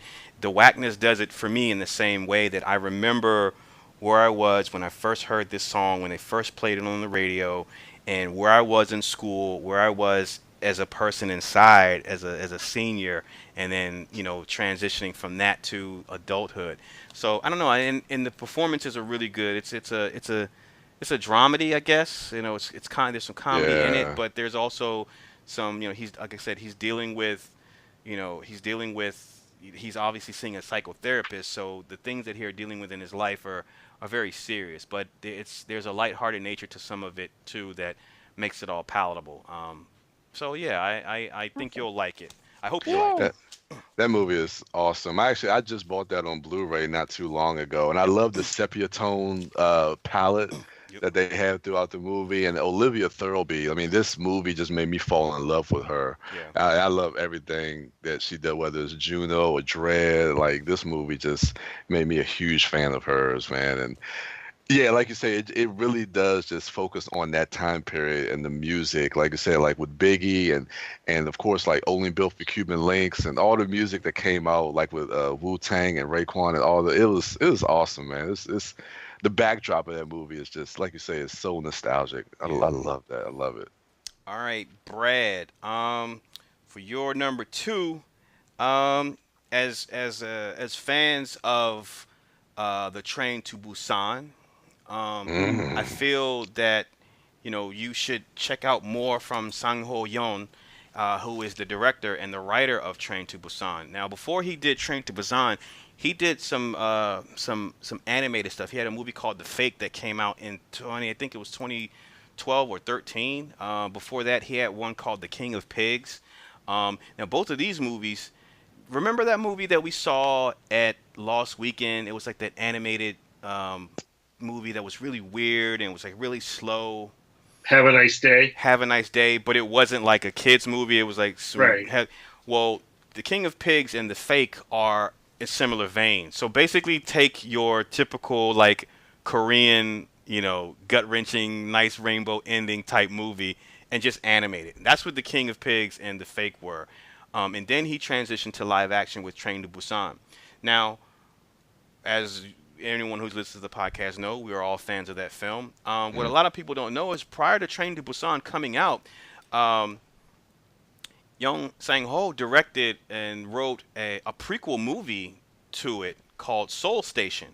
Now, Soul Station is the unique thing about that is Soul Station is animated, but it has the same type of drama and tension and intensity. It's just as thrilling as Train to Busan. But except it's animated. I mean, you have the same type of character work, and basically it's a prequel in that it's a different part of the city where when the zombie pandemic first unleashed itself, and so basically you're following a different group of people trying to survive it. And so I don't know, Brian, you are a fan of Train to Busan too, so you might want to check it out as well. But it's a really good movie. It's very thrilling. And it has its scary moments too, and it's animated. So I would highly suggest checking that out. But yeah, Brad, I'm looking forward to your thoughts on that. All right, Brian, we're coming down to the last two. What do you got? Okay. Yeah, this is why I was having my trouble, but I think I could pull something together. Now, Darren, I know you've seen this, but I need to ask you guys a question for Brad and Lisa. If I'm not mistaken, did one of you guys say that you haven't seen The Green Mile? God damn it, Brian. I have not seen The Green Mile. Okay. Motherfucker. Well, hold on. Let me say, because I want to stay with a thing. Well, Brad, you've seen it. Oh yeah. Right? Okay. Oh, yeah. I want to stay with a theme with Lisa. Okay, let me stay with the theme. So I haven't given up. I haven't given the Green Mile yet. So let's stay with these like 80s action films. Have you seen Beverly Hills Cop either 1 or 2? No. Okay. That's not true. Perfect. Really? Is that not true? I don't think I have. Eddie Murphy. I watch that all the time. How have you not been in the room while we've been watching? I'm sure I've been in the room, but that does not mean I'm watching it. Okay. Our marriage. I'm so sorry. Okay, well, I guess I'm kind of showing my hand because I personally love the second movie, but of course you can't just watch the second without the first. So for number 2, I'm going to give you Beverly Hills Cop, which came out. Hold on. Let me look at the IMDb. Okay. Hills Cop, because isn't it okay? Like he's like in Beverly Hills. Yes. I feel like you've watched it. I feel like I have to now that I'm thinking about it. Okay. Have you seen the second one? Beverly, let me look. Oh, so okay. I've definitely, I have seen Beverly Hills Cop 1. Okay. Beverly Hills second one. Cop 2. Oh, 2. Oh, I found 3. Oh, here it is. 2. No, not 3. Specifically not 3? Yeah. What happens? Will Foley returns to Beverly Hills to help Tucker and Rosewood investigate Teaspoon's near-fatal shooting, series of alphabet crimes associated with it. I don't think so. Okay, perfect. So that's actually the one I really wanted to give you was 2. Okay, good. Because it's a Tony Scott film, and I've talked about how much I love Tony Scott. Rest in peace. He's one of my favorite directors from this time, and he's made some incredible action films during this era. And I know a lot of people, some people are kind of back and forth on Beverly Hills Cop 2, but I love his aesthetic with the film. Like, he definitely has kind of like, it definitely has that Bruckheimer feel to it, with the sunset palette to it, that kind of orange sunset palette to it. But Eddie Murphy is still at his prime with the character of Axel Foley. And I love the dynamic, and we get Brigitte Nielsen as the villain, and it's a lot of fun. And so I think if you've seen the first one and if you enjoyed that film, I think again, just like with how I was saying with Bad Boys 2 and how it just kind of pluses the first film, I think Beverly Hills Cop 2 does that with the first film of that one, and Cool. it's one of my favorites from this time period. I love Beverly Hills Cop 2. Awesome. All right. Oh yeah, I gotta keep going. Yeah. Sorry. Brad. So let's stay with anime. I know. The good thing is you got 52 weeks, so it's not like you gotta watch it all at once. This is one that Darren kind of turned me on early in our friendship, and it was a series, and they re-released them as a series of films, and this is called Evangelion. Have you seen Evangelion? No. Brian, why you want to do that to Brad? I mean, why are you gonna do that to Brad? I gotta come up with something, man. So let's just start with Evangelion. Yeah, this one might be. I mean, it might be a little dense and a little heady. There's a lot to kind of take in, but Okay. Evangelion 1.11, and it's basically like when they take. They use kind of like these kids to pilot these huge. Goodness, what do they call them, Darren? I've been seeing it in a Brad, while. you on your own trying to explain this shit to him. Okay. Well, anyway, Evangelion 1.11. I mean, I know Del Toro likes it a lot. I like Del Toro. I Great. should like what Del Toro likes. There you go. A lot of I won't say a lot, but there's a lot of Pacific Rim. There's a lot of Evangelion in Pacific Rim.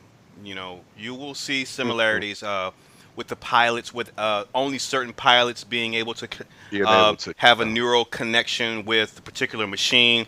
Except in Evangelion, the things that they're piloting aren't strictly robotic. They're biomechanical in a way. Yeah, they're biomechanical. Yeah. So, All right. I'll watch this thing. but yeah, good luck with that shit. Okay, Darren. This is where it gets. Where we at? No, we're at 2. Yep. Okay. Okay. Let me ask you a couple questions. John Woo. I know you've seen a lot of his films, most of his films. I'm All trying of to his think. films? Have you seen all of them? Except Paycheck. You give me Paycheck, you kicked off the fucking podcast. So you've seen. Give him paycheck. Brad don't want you here anymore. Do it. Have you seen Last Hurrah for Chivalry? Yeah. When you first got that movie, I borrowed that disc from you. But how can he call himself a John Woo fan, Brian? Who He said hasn't seen Wait. Paycheck. Who said I was a John Woo fan? Well, I know you used to be a John Woo Yeah, fan. then he made Paycheck, and I was like, it's a wrap. Okay. Brian, if you give me Paycheck, man, I will never forgive you. No. Actually, I hate you good. I mean, if I come up with another one, I'll let you know after the podcast if I can come up with something else. But yeah, let's go ahead. Let's go with Paycheck. You really gonna do this shit to me on the air right now? Yeah. John Woo's masterpiece. Bruh, our friendship don't mean shit to you. You really giving me Paycheck in real life? Yeah, dude. This is the hardest one. Like, you're the hardest one after. I think I had another one, but What happened to the motherfucker? I can't. I hate your lost. guts. Paycheck. All right, Paycheck. man. Like I said, if I come up with something else, it won't be. I'll give it out on Twitter just so the listeners can know, so they won't come back and say, hey, you didn't review Paycheck. They But gonna yeah, be like, let's I didn't see that tweet. I want Paycheck review. Yeah, You I want Paycheck. motherfucker. Hey man, look, sometimes we can enjoy watching bad movies, and like Alright. every now and again we can have a weekend dork where you shit on a movie. So All right. I was, we can have fun shitting on Paycheck. All right. Who was in Yeah, that and then movie? for Ben his Affleck number and one, Brian, for his number one movie, you got to give him Birth of the Dragon. Bro, Oh, no, wow. no. You know what? No, I won't do that. I won't do that. I won't do that. I'll make your last two horror movies, Brian. No. I mean, hey, there's a couple I haven't seen, Nah, so not the ones that you can palate. I'm talking about like I'm gonna give you Martyrs for number one. No. I'm not going to do that. But we'll do Paycheck for now. You motherfucker. All right, man. Lisa, shit. Yes. You're number two. There are so many musicals that I'm excited for Brian to see that like right now I am so torn. Because one of them is a movie I've talked about on the podcast a lot, but I think relates to a film that he loves. And then the other one is a dancier film. It's a more modern film. And I think is another side of the musical that he hasn't seen. Oh, so hard. I think he's strong enough to take both of them. Your number two. This is your number, but this is your number two. So it would be fitting if you gave him two. You're just trying to get revenge because you have to watch Paycheck. I am. I'm gonna do this. I'm gonna give you All That Jazz. Okay. 1979. Roy Scheider stars film. Wow, Roy Scheider is in the musical?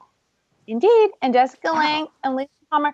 It's directed by Bob Fosse, the famous choreographer. And it's Roy Scheider plays Joe Gideon, an artist, a dancer whose career has been moving very fast. And he's kind of looking back on his life. I don't want to give too much away. Okay. But the cast is amazing. So it's also got Ben Vereen in it. Yeah. And it's just it was a recent discovery for me. It was a film club a while ago, hosted by Ryan. Did you see it? No, I remember you guys talking about the film, like when you guys watched it for the film club for TSSO FM. Right, and I think that it's definitely different from the 60s musicals that I've been giving you. The other one I was considering giving you was one that I encouraged to be at film club, which was Umbrellas of Cherbourg. Yeah, because I know that was highly inspired by La La Land, because I heard Damien Chazelle talking about that. That's one I've definitely been wanting to see. Yeah. Okay, then never mind. You can see All That Jazz if you want to, but I'm going to give you Umbrellas of Cherbourg. Now, the thing with Umbrellas of Cherbourg, twist ending. Change this on my list. Hold on. I shall on your list. And the reason is, like, you can get that. Brad, are you crumpling things? No. There's definitely a scene at the end that I think is strongly referenced in La La Land. Okay. Yeah. But I think this is a great example of a musical where the actors can't sing and they do it anyway. But the music is beautiful. It's in French. There's subtitles. It's very 60s and colorful and wonderful. Okay. But there's not a lot of dancing in it. You're not going to shake a shoe in it. Okay. So then for Brad, I'm also giving him a musical, and I'm going to give him the 1956 classic, The King and I, starring Yul Brynner and Deborah Kerr, and again, Rita Moreno. Bringing her up again. Directed by Walter. Chow Yun Fat one. If you want to, bonus material. It's a story about a British lady who goes to Siam. what was at the time Siam, and goes to educate the children in British ways so that they can be more worldly as the empire spreads and all of that stuff. And it's a really beautiful, sentimental film with great dresses in it. They're very wide. Yeah. And then I'm pulling an audible with you, Darren, because you've been giving Brad all of these. You are like the Asian film fanatic. Yep. Like you love the Japanese films and the Korean films, all that wonderful stuff. So I thought I'd try to give you one you haven't seen. So let me know if you've seen. This is a Japanese film, came out in 1996, Shall We Dance? No. Oh. This movie is so sweet. It's about this Japanese businessman who decides that in secret he's going to take ballroom dancing lessons. And it's absolutely beautiful. I just listened to a podcast where they talked about that movie. Really, that's so random. Yeah, I know, because they were confusing that with the '90s version with Richard Gere and J Lo. Yeah, I think the original one came out in 1996. I think the Richard Gere one was early 2000s. Oh, okay, It's yeah. directed by Masayuki Suo, and it's just a really sweet and fun film, and a film that I want to revisit. So, All right. How much bloodletting in it? Where is it? How many rival Yakuza factions are dancing in it? ballroom dance can get really competitive, Darren. It's intense. Okay. All right. I will. I'm glad to check it out. All right. Brad, you're number 2. All right. My number 2 for Brian.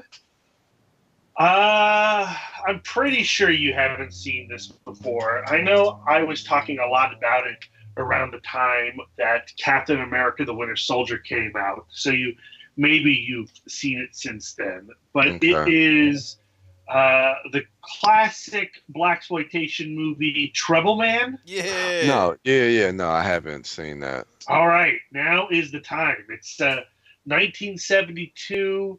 It stars Robert Hooks as Mr. T, and he is the coolest guy that's Okay. ever walked the planet. Nice. And you will know that from the first words that come out of his mouth. Like he is so incredibly intimidating with his level of cool. And More cool than Shaft? yes, I would argue way cooler than Shaft. Like, I think Shaft is cool, but I mean, personally, those films don't get awesome until Shaft's big score and Shaft in Africa. But Okay. Trouble Man is a gem of a movie. And of course, it has this really great score by Marvin Gaye and the song Trouble Man, which happens to be a recommendation from the Falcon to Captain America in The Winter Soldier. And I love how that song in The Winter Soldier is used in the closing moments of that film. Oh, nice. Yeah. It's and like, to appreciate that final moment in Captain America: Winter Soldier, I think you really do need to see the film. It's a cheap crime movie. There's not a lot of pizzazz to it. Yeah. It rests totally on Robert Hooks.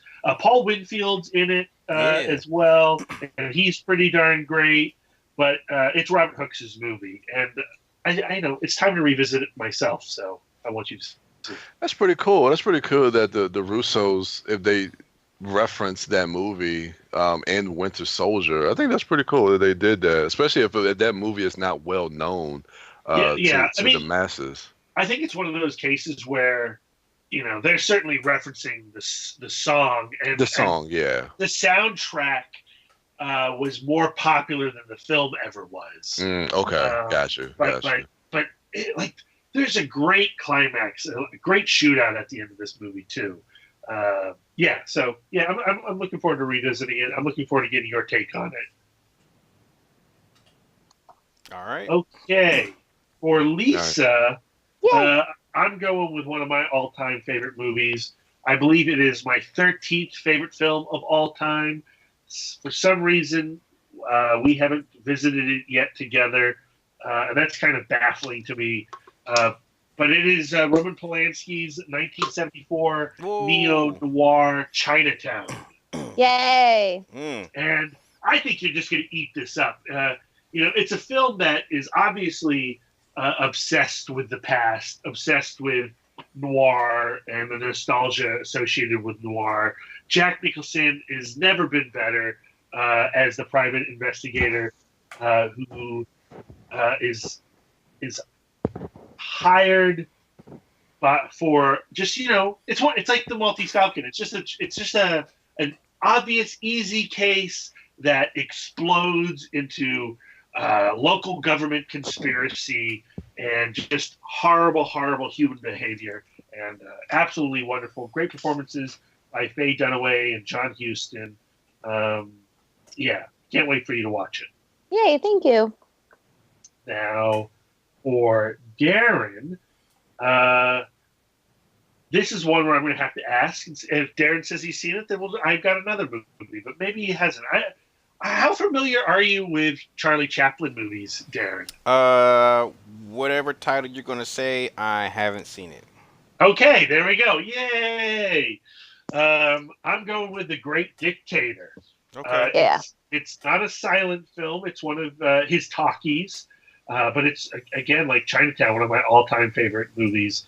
And it's a film that just when you think we've surpassed all these ills, it becomes completely and totally relevant again. Chaplin plays two characters in this movie.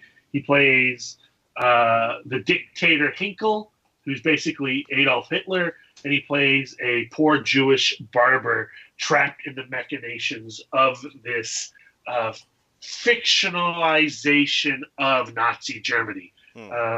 It's funny, certainly. It's got amazing sight gags in it, but it's also incredibly poignant. And I look forward to discussing that with you.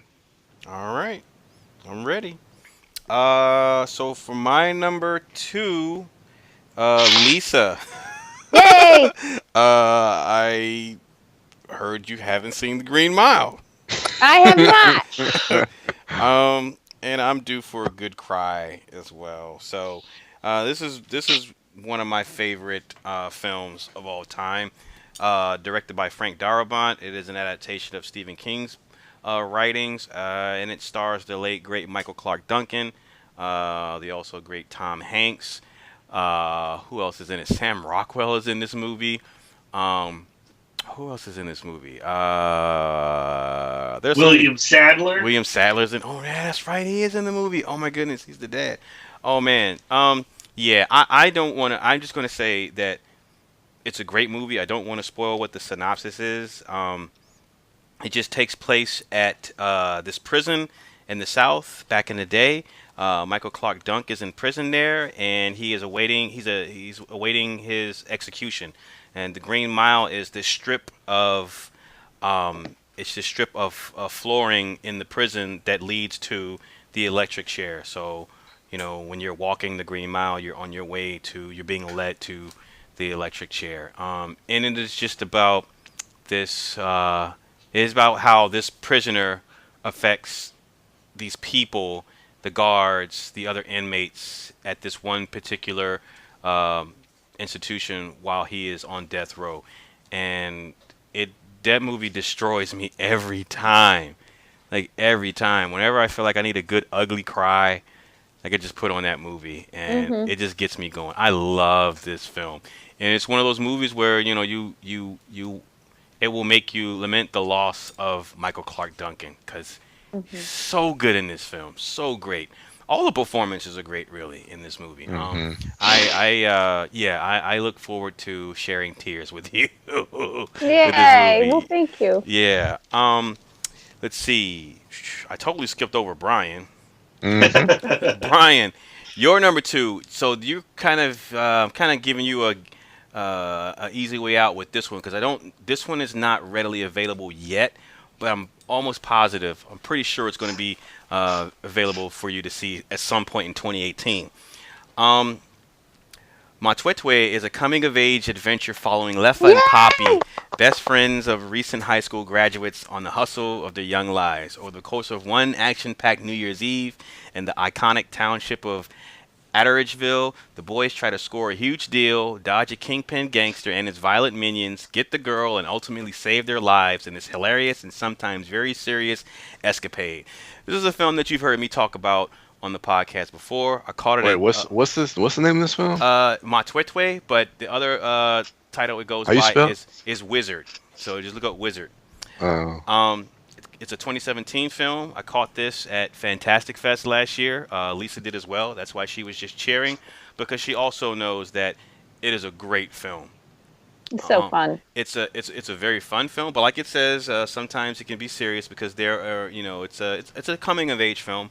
It's in keeping with my recommendation with the whackness for Lisa, but it's totally different. It's a totally different vibe.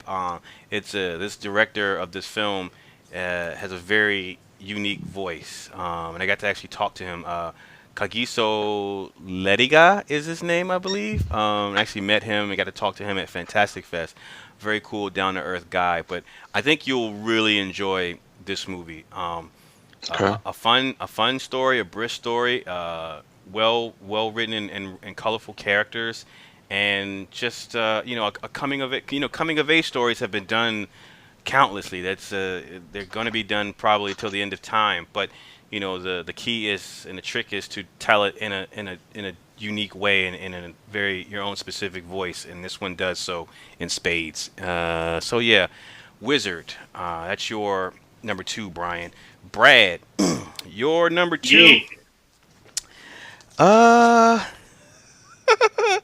um,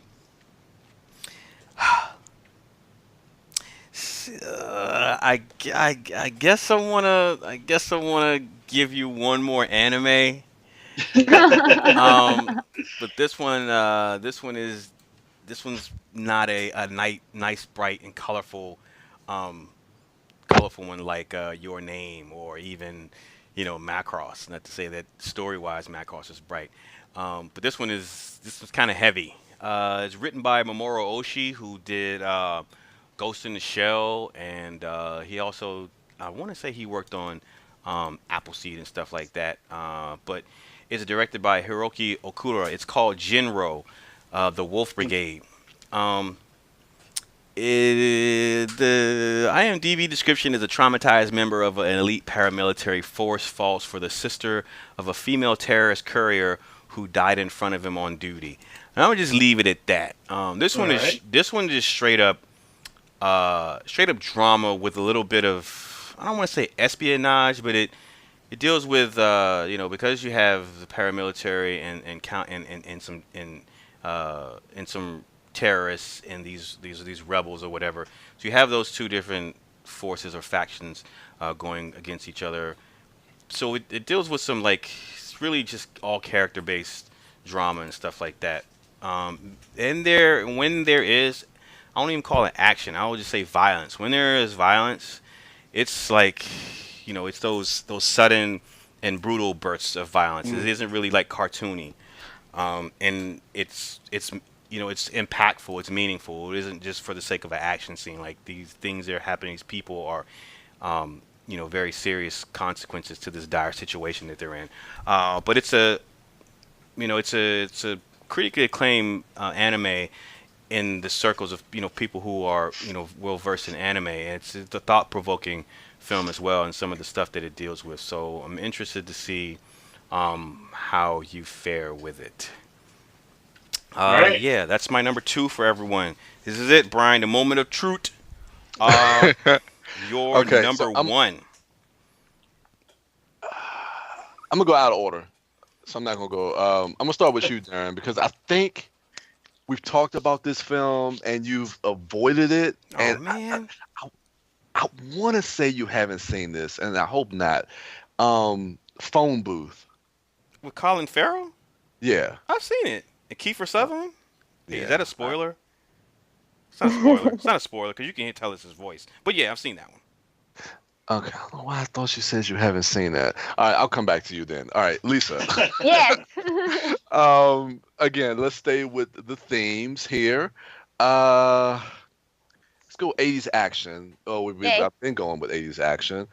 Let's stay with Eddie Murphy. And again, buddy cop. This one he's funny, but this is a really kind of a dark film, if I can remember, because I haven't seen this in a while myself. He's teamed with Nick Nolte. This is 48 Hours. Have you seen 48 Hours? Okay. No, I have not. Okay. Yeah. So again, this is a film that I guess we both will be rewatching this because I haven't seen it in a very long time. I don't know it as well as say like Beverly Hills Cop 2, but of course this is him and Nick Nolte, and they have to solve this crime within 48 hours. Okay. But yeah, I think you might get a kick. It's kind of it's super dark, but Directed by Walter Hill. Don't forget to yeah, mention that. directed, yeah, definitely directed by Walter Hill. So if you're kind of familiar with some of his filmography, you kind of maybe know a little bit about the direction of where this film it could go. But yeah, it should definitely be an interesting watch for you. So I'm excited to actually rewatch it myself. So yeah, 48 hours. Brad. Yeah. All right, here we go. So I want to stay with anime, but first I want to ask you: have you seen, but have you seen this foreign film called Versus? Yes, I see that. Okay, all right. So we're gonna go with anime then. This is a film. Okay, Final Fantasy Advent Children. Have you seen that? Is that the first one that was? No, not Spirit Within. Okay, I've seen the Spirit Within. No. Okay. This is actually a movie that was made coming off the video game series, whereas with Spirit Within, I don't believe that was based off of the video game at all. But this is more in line with the video game series, and there's definitely a rich history behind this movie and the characters in this movie. But even with that being said, when I myself was introduced to this film, probably by Darren, I think. Yep.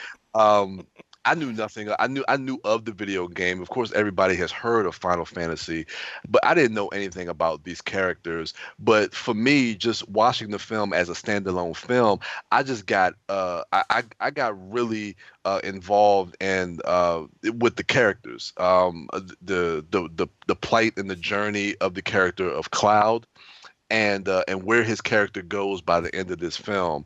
And not knowing anything previously about these characters, I fell in love with this film. So even if you don't know the history of these characters or of the video game series for Final Fantasy Advent Children, I think that if you can still find something that could hopefully resonate with you for this film.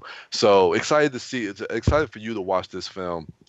I'm going to give you the not the English dubbed version that they remade, but the original version. I think I have I forget which one that was, but it has some of the music from that film that's not in that American dubbed version that I really, really like. And that's another thing about this movie is the music.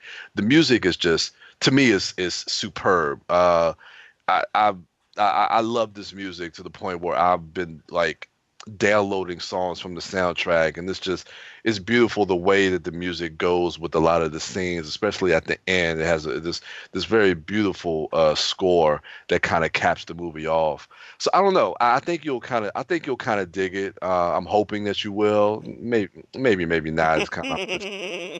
I'm not like Darren. I can't judge whether somebody's gonna like the film or not. We'll see. We'll see, yeah. But Final Fantasy Advent Children. Okay, Darren, number one. Oh, Don't man, fail me, motherfucker. dude. Just go for it. Like How did Rocky.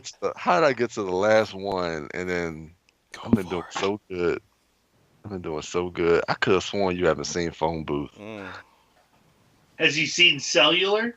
With Chris Evans in the trunk? Yeah, I've seen that. Kim Basinger? Yeah. Yeah. I like that better than Phone Booth. So do I. You've seen the Paul Walker Running Scared. Dude, did you listen to the podcast? Are you serious? I'll say no just so we can watch it and talk about it again. I know I haven't seen Running Scared. Brad said that one of you hasn't seen Shawshank Redemption. Is that true? I've seen Shawshank Redemption. Yeah, I've seen Shaw. Oh, God, this is terrible podcasting. I'm sorry. You've seen Punch Drunk Love, right? With Adam Sandler. Yeah. Yeah, we've talked about it. Okay, no, I haven't seen it. Okay. All right, I'm gonna give you some TV. Brent, are you just looking around the room and saying you love things? I love lamp. I love lamb. I love lamp. I love carpet. Okay, now I'm gonna go to some TV. All I'm gonna right. go to some TV. You got HBO, right? I do. I've talked about this before. It's a show that I love. I just started, got into it this past summer, and that is the show Insecure with Issa Rae, Yvonne Orji, and Jay Ellis, and a whole bunch of other characters. I absolutely love this show. There's 2 seasons of it. It's a short show. It's like a half an hour, and it's really good. Does it have cinematic production values, being as this is our cinematic resolution? Yeah. Oh, okay. It's very cinematic. All right. So, Okay. All right. I'm gonna let you have it, B. yeah, I took this all the way to the 1-yard line, and I fumbled. Okay, Willie Beeman. That was me. I'm very excited about all of the films you gave me. Yes, your list, Lisa, was actually the one I was probably the most excited to give to you. Brad, once I figured the anime route, that became kind of fun. That is his one cinematic blind spot. Yeah, but Darren, this son of a bitch, he's so hard to. God damn I'm really not, man. If you just take the time, shit. All right. I'll watch. What show was it again? I forgot. Insecure. All right. I also want to watch it, Darren. So maybe we'll watch a few. Let's do. I love that show. I bet you do, motherfucker. Yeah, it's one of my favorites on TV right now. All right, I'm gonna watch it. All right, Lisa, you're number 1. Yay! So Brian, have you seen Singing in the Rain? Oh goodness. Yes, I have. Okay, you're gonna say yes. It's been a while, but I have seen it. Yes. Okay, cool. No, that's totally fine. So I'll put all that jazz here. Okay. Okay, so 1979, all that jazz, Bob Fosse, choreography, All right. blah blah blah, all the stuff I said. Everybody remember all the stuff I said right here, and that'll be your number 1. I think you'll like it. Or should I give you Jesus Christ Superstar? I gave Brad Jesus Christ Superstar homework once. Okay, so I have a list of so many musicals for you. But anyway, so for Brad, I'm going with the 1968 Lucille Ball vehicle, Yours, Mine, and Ours. It's considered a precursor to the Brady Bunch because it's about Lucille Ball is a widow. Henry Fonda is a widower. Each of them have like a mess of kids, and they get married and they create an enormous family. Now, as I'm going over scrolling over the IMDb facts about the movie, the film actually tried to sue the Brady Bunch once the Brady Bunch came out for having like a similar idea. But it's based on a memoir of by a guy who actually had a family like this, where they had these 2 enormous families, and they married them into one fantastic and enormous family. It's Lucille Ball, kind of towards, she's towards it's late in her career. My sister, so this is one that was suggested first by my brother Joe, and then my sister, and my sister recently rewatched it, and what stood out to her is there's a scene in which Lucille Ball is pregnant, and she looks just way too old to be pregnant. What I remember about the film is it had, to me at the time, what was a very scary Lucille Ball drunk scene that involves a lazy Susan. But I remember loving this film a whole lot and watching it as a child, so I'm looking forward to watching it again with Brad. Now for Darren. Yes. I know I talked about this movie a lot when we were talking about movies that we loved in 2015, and I suggested it to you, but I don't know if you've seen it. It's Fury The Road? Fits. Oh. The Fits. Oh Did you see it? no, I didn't get to see that yet. Yay! I love this movie. This movie is about this 11-year-old girl who wants to be just like her older brother. she's into like boxing, Mhm. but then she notices in the same gym a dance troupe dancing, Mhm. and she and it's a bunch of teenage girls, and she decides she doesn't want to be a fighter anymore. She wants to join this dance troupe, and so she does. But then there starts to be like these really mysterious fainting spells all throughout the gym, and these girls are having these fits where they're like thrashing around and falling to the ground. And it's another one of those where it's a real thinker, but I think that the message is really about what it's like to become a young woman, and how it's an insidious side about it. Yeah. So it stars Royalty Hightower. She plays Tony. She's amazing, an amazing actress. There's not a lot of talking or dialogue. It's very casual, and it's a very quiet film. It's meditative. But it gets intense, and I've been wanting to talk to you about it for 2 years, so right. now we can talk about it. I'm Let's so do excited. it. I'm ready. All right, And B. that's me. All right. Number 1, Yep. Brian. Yep.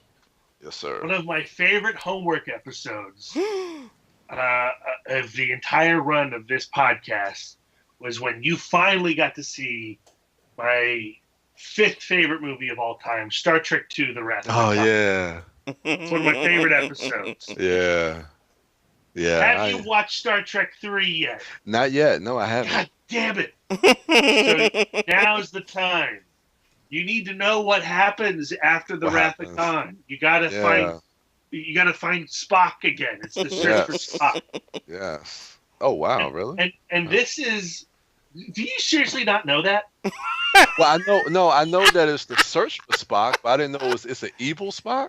No, not an evil Spock. Not an evil Spock. Is that what you just said? You just said, right? No, is that what I said?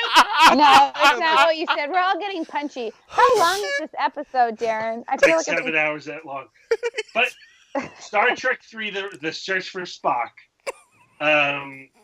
is an unfairly maligned Star Trek sequel. So often people say, oh, the odd Star Trek movies are no good. And that is simply not true. This is my second favorite Star Trek film. And it's because of Shatner's performance. I think he is phenomenal in this movie.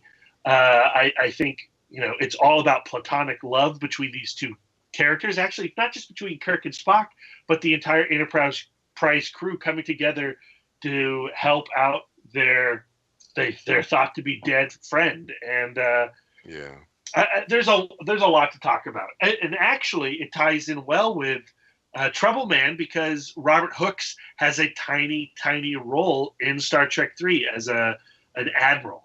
So there you go. Cool. Now, Lisa, for your number 1, I wanted to get graphic. I wanted to get scary. I wanted to get demented. And I am picking Clive Barker's Hellraiser for you. Wow.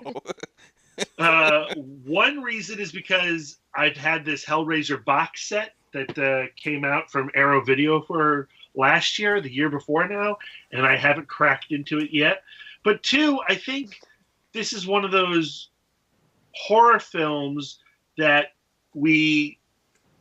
that some people, myself included at the time, didn't go towards because the cover was just too sadomasochistic, too creepy, too much leather, too much uncomfortable horror.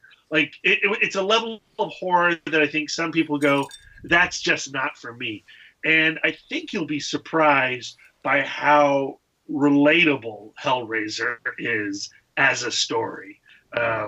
And it is creepy and it is demented, but there are fantastic performances in this film. The atmosphere is just it's gorgeous in a grotesque way, certainly. And I think Clive Barker was a tremendous talent behind the camera, not just behind the pen. And it's unfortunate that his directorial career didn't break out past 3 movies. So yeah, I want to talk about Hellraiser, Lisa. Okay. Mm, Okay. okay. And Darren, Yes. like I said at the start of your list, black and whites, noir, heavy, serious, asshole movies. Yeah. Well, for your number 1, we're picking Night and Day. Yeah. Are you serious? Yes. Tom Cruise's Cameron Diaz film. You never seen Uh, Night? You never that seen Night and Day? I don't he's think never so. seen Night and Day. He's pretended to see Night and Day until he revealed to me one fateful day that he had actually not seen it. Oh, wow. And I wrote it down like 2 years ago, and now's the time. Now's the time to revisit Night and Day. I love this film. Tom Cruise's Roy Miller is like the insane version of his Ethan Hunt character. The film plays off of their weird chemistry between Cruise and Diaz and their own, like, everything that we find awkward and strange about the personalities behind Cruise and Diaz plays so well here in the film. It's from director James Mangold. People are going nuts about him for Logan, and I say, nay, forget Logan. Night and Day is where you want to be. Mm. Okay. It's a really fun movie, Darren. All right. All right, Brian. Your number 1. God damn, man. Like, I had one picked out, but then you said you hadn't seen Buckaroo Banzai. All right. This is your penance for giving me friggin' paycheck. You got to Yeah, see, but that could change. but as of right now, it hasn't changed. So this is your Oh, penance, goodness. which could change. You don't have to watch this. You don't have to watch Buckaroo Banzai if paycheck changes. All right, but in the meantime, you have to watch that at your penance. But my number 1 pick for you, since you are now you are a huge fan of Nacho Villagando for Colossal, you have to go back and watch Time Crimes. It's an amazing film that deals with time travel, but it's done on a really small budget, and it's not all grandiose in its design or aspirations or whatever. But it's just a smartly spun, tightly woven little murder mystery type of film that centers around time travel. And I would say that you know you can't even say, okay, you can look at Colossal and see Time Crime in it, or you can look at Time Crimes and see where he would go with Colossal, because you really can't, except for the fact that here's somebody who can take a unique premise and make an entertaining film with it, and that's what he does with Colossal. But for me, it starts with Time Crimes. So yeah, you have to check that movie out. Great Um, movie. Yes. Lisa, your number Yeah, 1 film, I hope you haven't seen it yet, but, being the wonderful teacher that you are, one movie that has stuck with me um, over the years, and this movie came out, I want to say, like in '99. Okay. It's called Not One Less. Have you seen that? Is it? What is it about? Hold on. Not one less. Yes. I'm So, in a remote mountain village, a teacher must leave for a month, and the mayor I have can. not seen it. Okay, and the mayor can only find one 13-year-old girl, Wei Minzy, to substitute. The teacher leaves one stick of chalk for each day and promises her an extra 10 yuan if there is not one less student when he returns. Within the days, poverty forces the class troublemakers Yang Hook to leave for the city for work. So this one troublemaker kid decides, I gotta leave school to go to the city to work for money for my family and to feed him. And so, you know, Minzy, the girl possessed of a stubborn streak, determines to bring him back. She enlists the remaining 26 pupils in earning money for her trip. She hitches to Jiangchuku City and begins her search. So basically, this girl, because of the story of this particular village and how this girl is she's forced the responsibilities of an adult, of an authoritative figure, someone who is appointed that job because of how things work in the poverty in that village. She has to take on the role of the teacher, and then one of the students has to leave also because of their living conditions and the fact that he feels he has to, you know, make money for the family that he leaves. So now it complicates her already complicated situation as a 13-year-old. So Okay. it's just a touching story of how this little girl, shoulders this burden and and rises to the occasion. And Awesome. it deals with there's it addresses the education reform in China. Also, just like about the differences in the cultures of people who live in the city versus the country, and how the socioeconomical differences there, and what that does to the people and the kids, and how it affects them. But it's just a really touching and inspiring story, especially for that 13-year-old girl. And the way that it's shot, the way the movie's shot is really interesting, and they use real kids, non-actors, for the students, and it lends an air like of authenticity to it that I think that you might find interesting. So yeah, not one less. Um, Awesome. Thank you. you're welcome, Brad. I do not have an animated movie for you. So Woohoo! when we were in Austin at Fantastic Fest, on some of my downtime, I was watching Shaolin versus Wu Tang, Oh uh, yeah. which is a badass kung fu movie. And you had remarked to me that there was a huge area in your cinematic book that was blank of kung fu films, some of the older Definitely. stuff. So I'm going to give you my number one is probably one of my top two. Shaolin versus Wu Tang is my number one old school Shaw Brothers film. This is my second one, Fist of the White Lotus. I've talked about this one before. It's directed by Lo Lee, and it stars Master Killer. Chia Lu Hu, what most people know from Quentin Tarantino's Kill Bill as Pai Mei, and also the one of the Crazy 88s, the leader of the Crazy 88s, Gordon Liu. Well, the cool part about this is Lo Lee directed the film, but he also stars in the film as the White Lotus, and the White Lotus is basically Pai. It's Pai Mei. His name is Pai Mei, and that's where Quentin Tarantino got the character of Pai Mei from Kill Bill. It's from this particular movie, and he's a badass.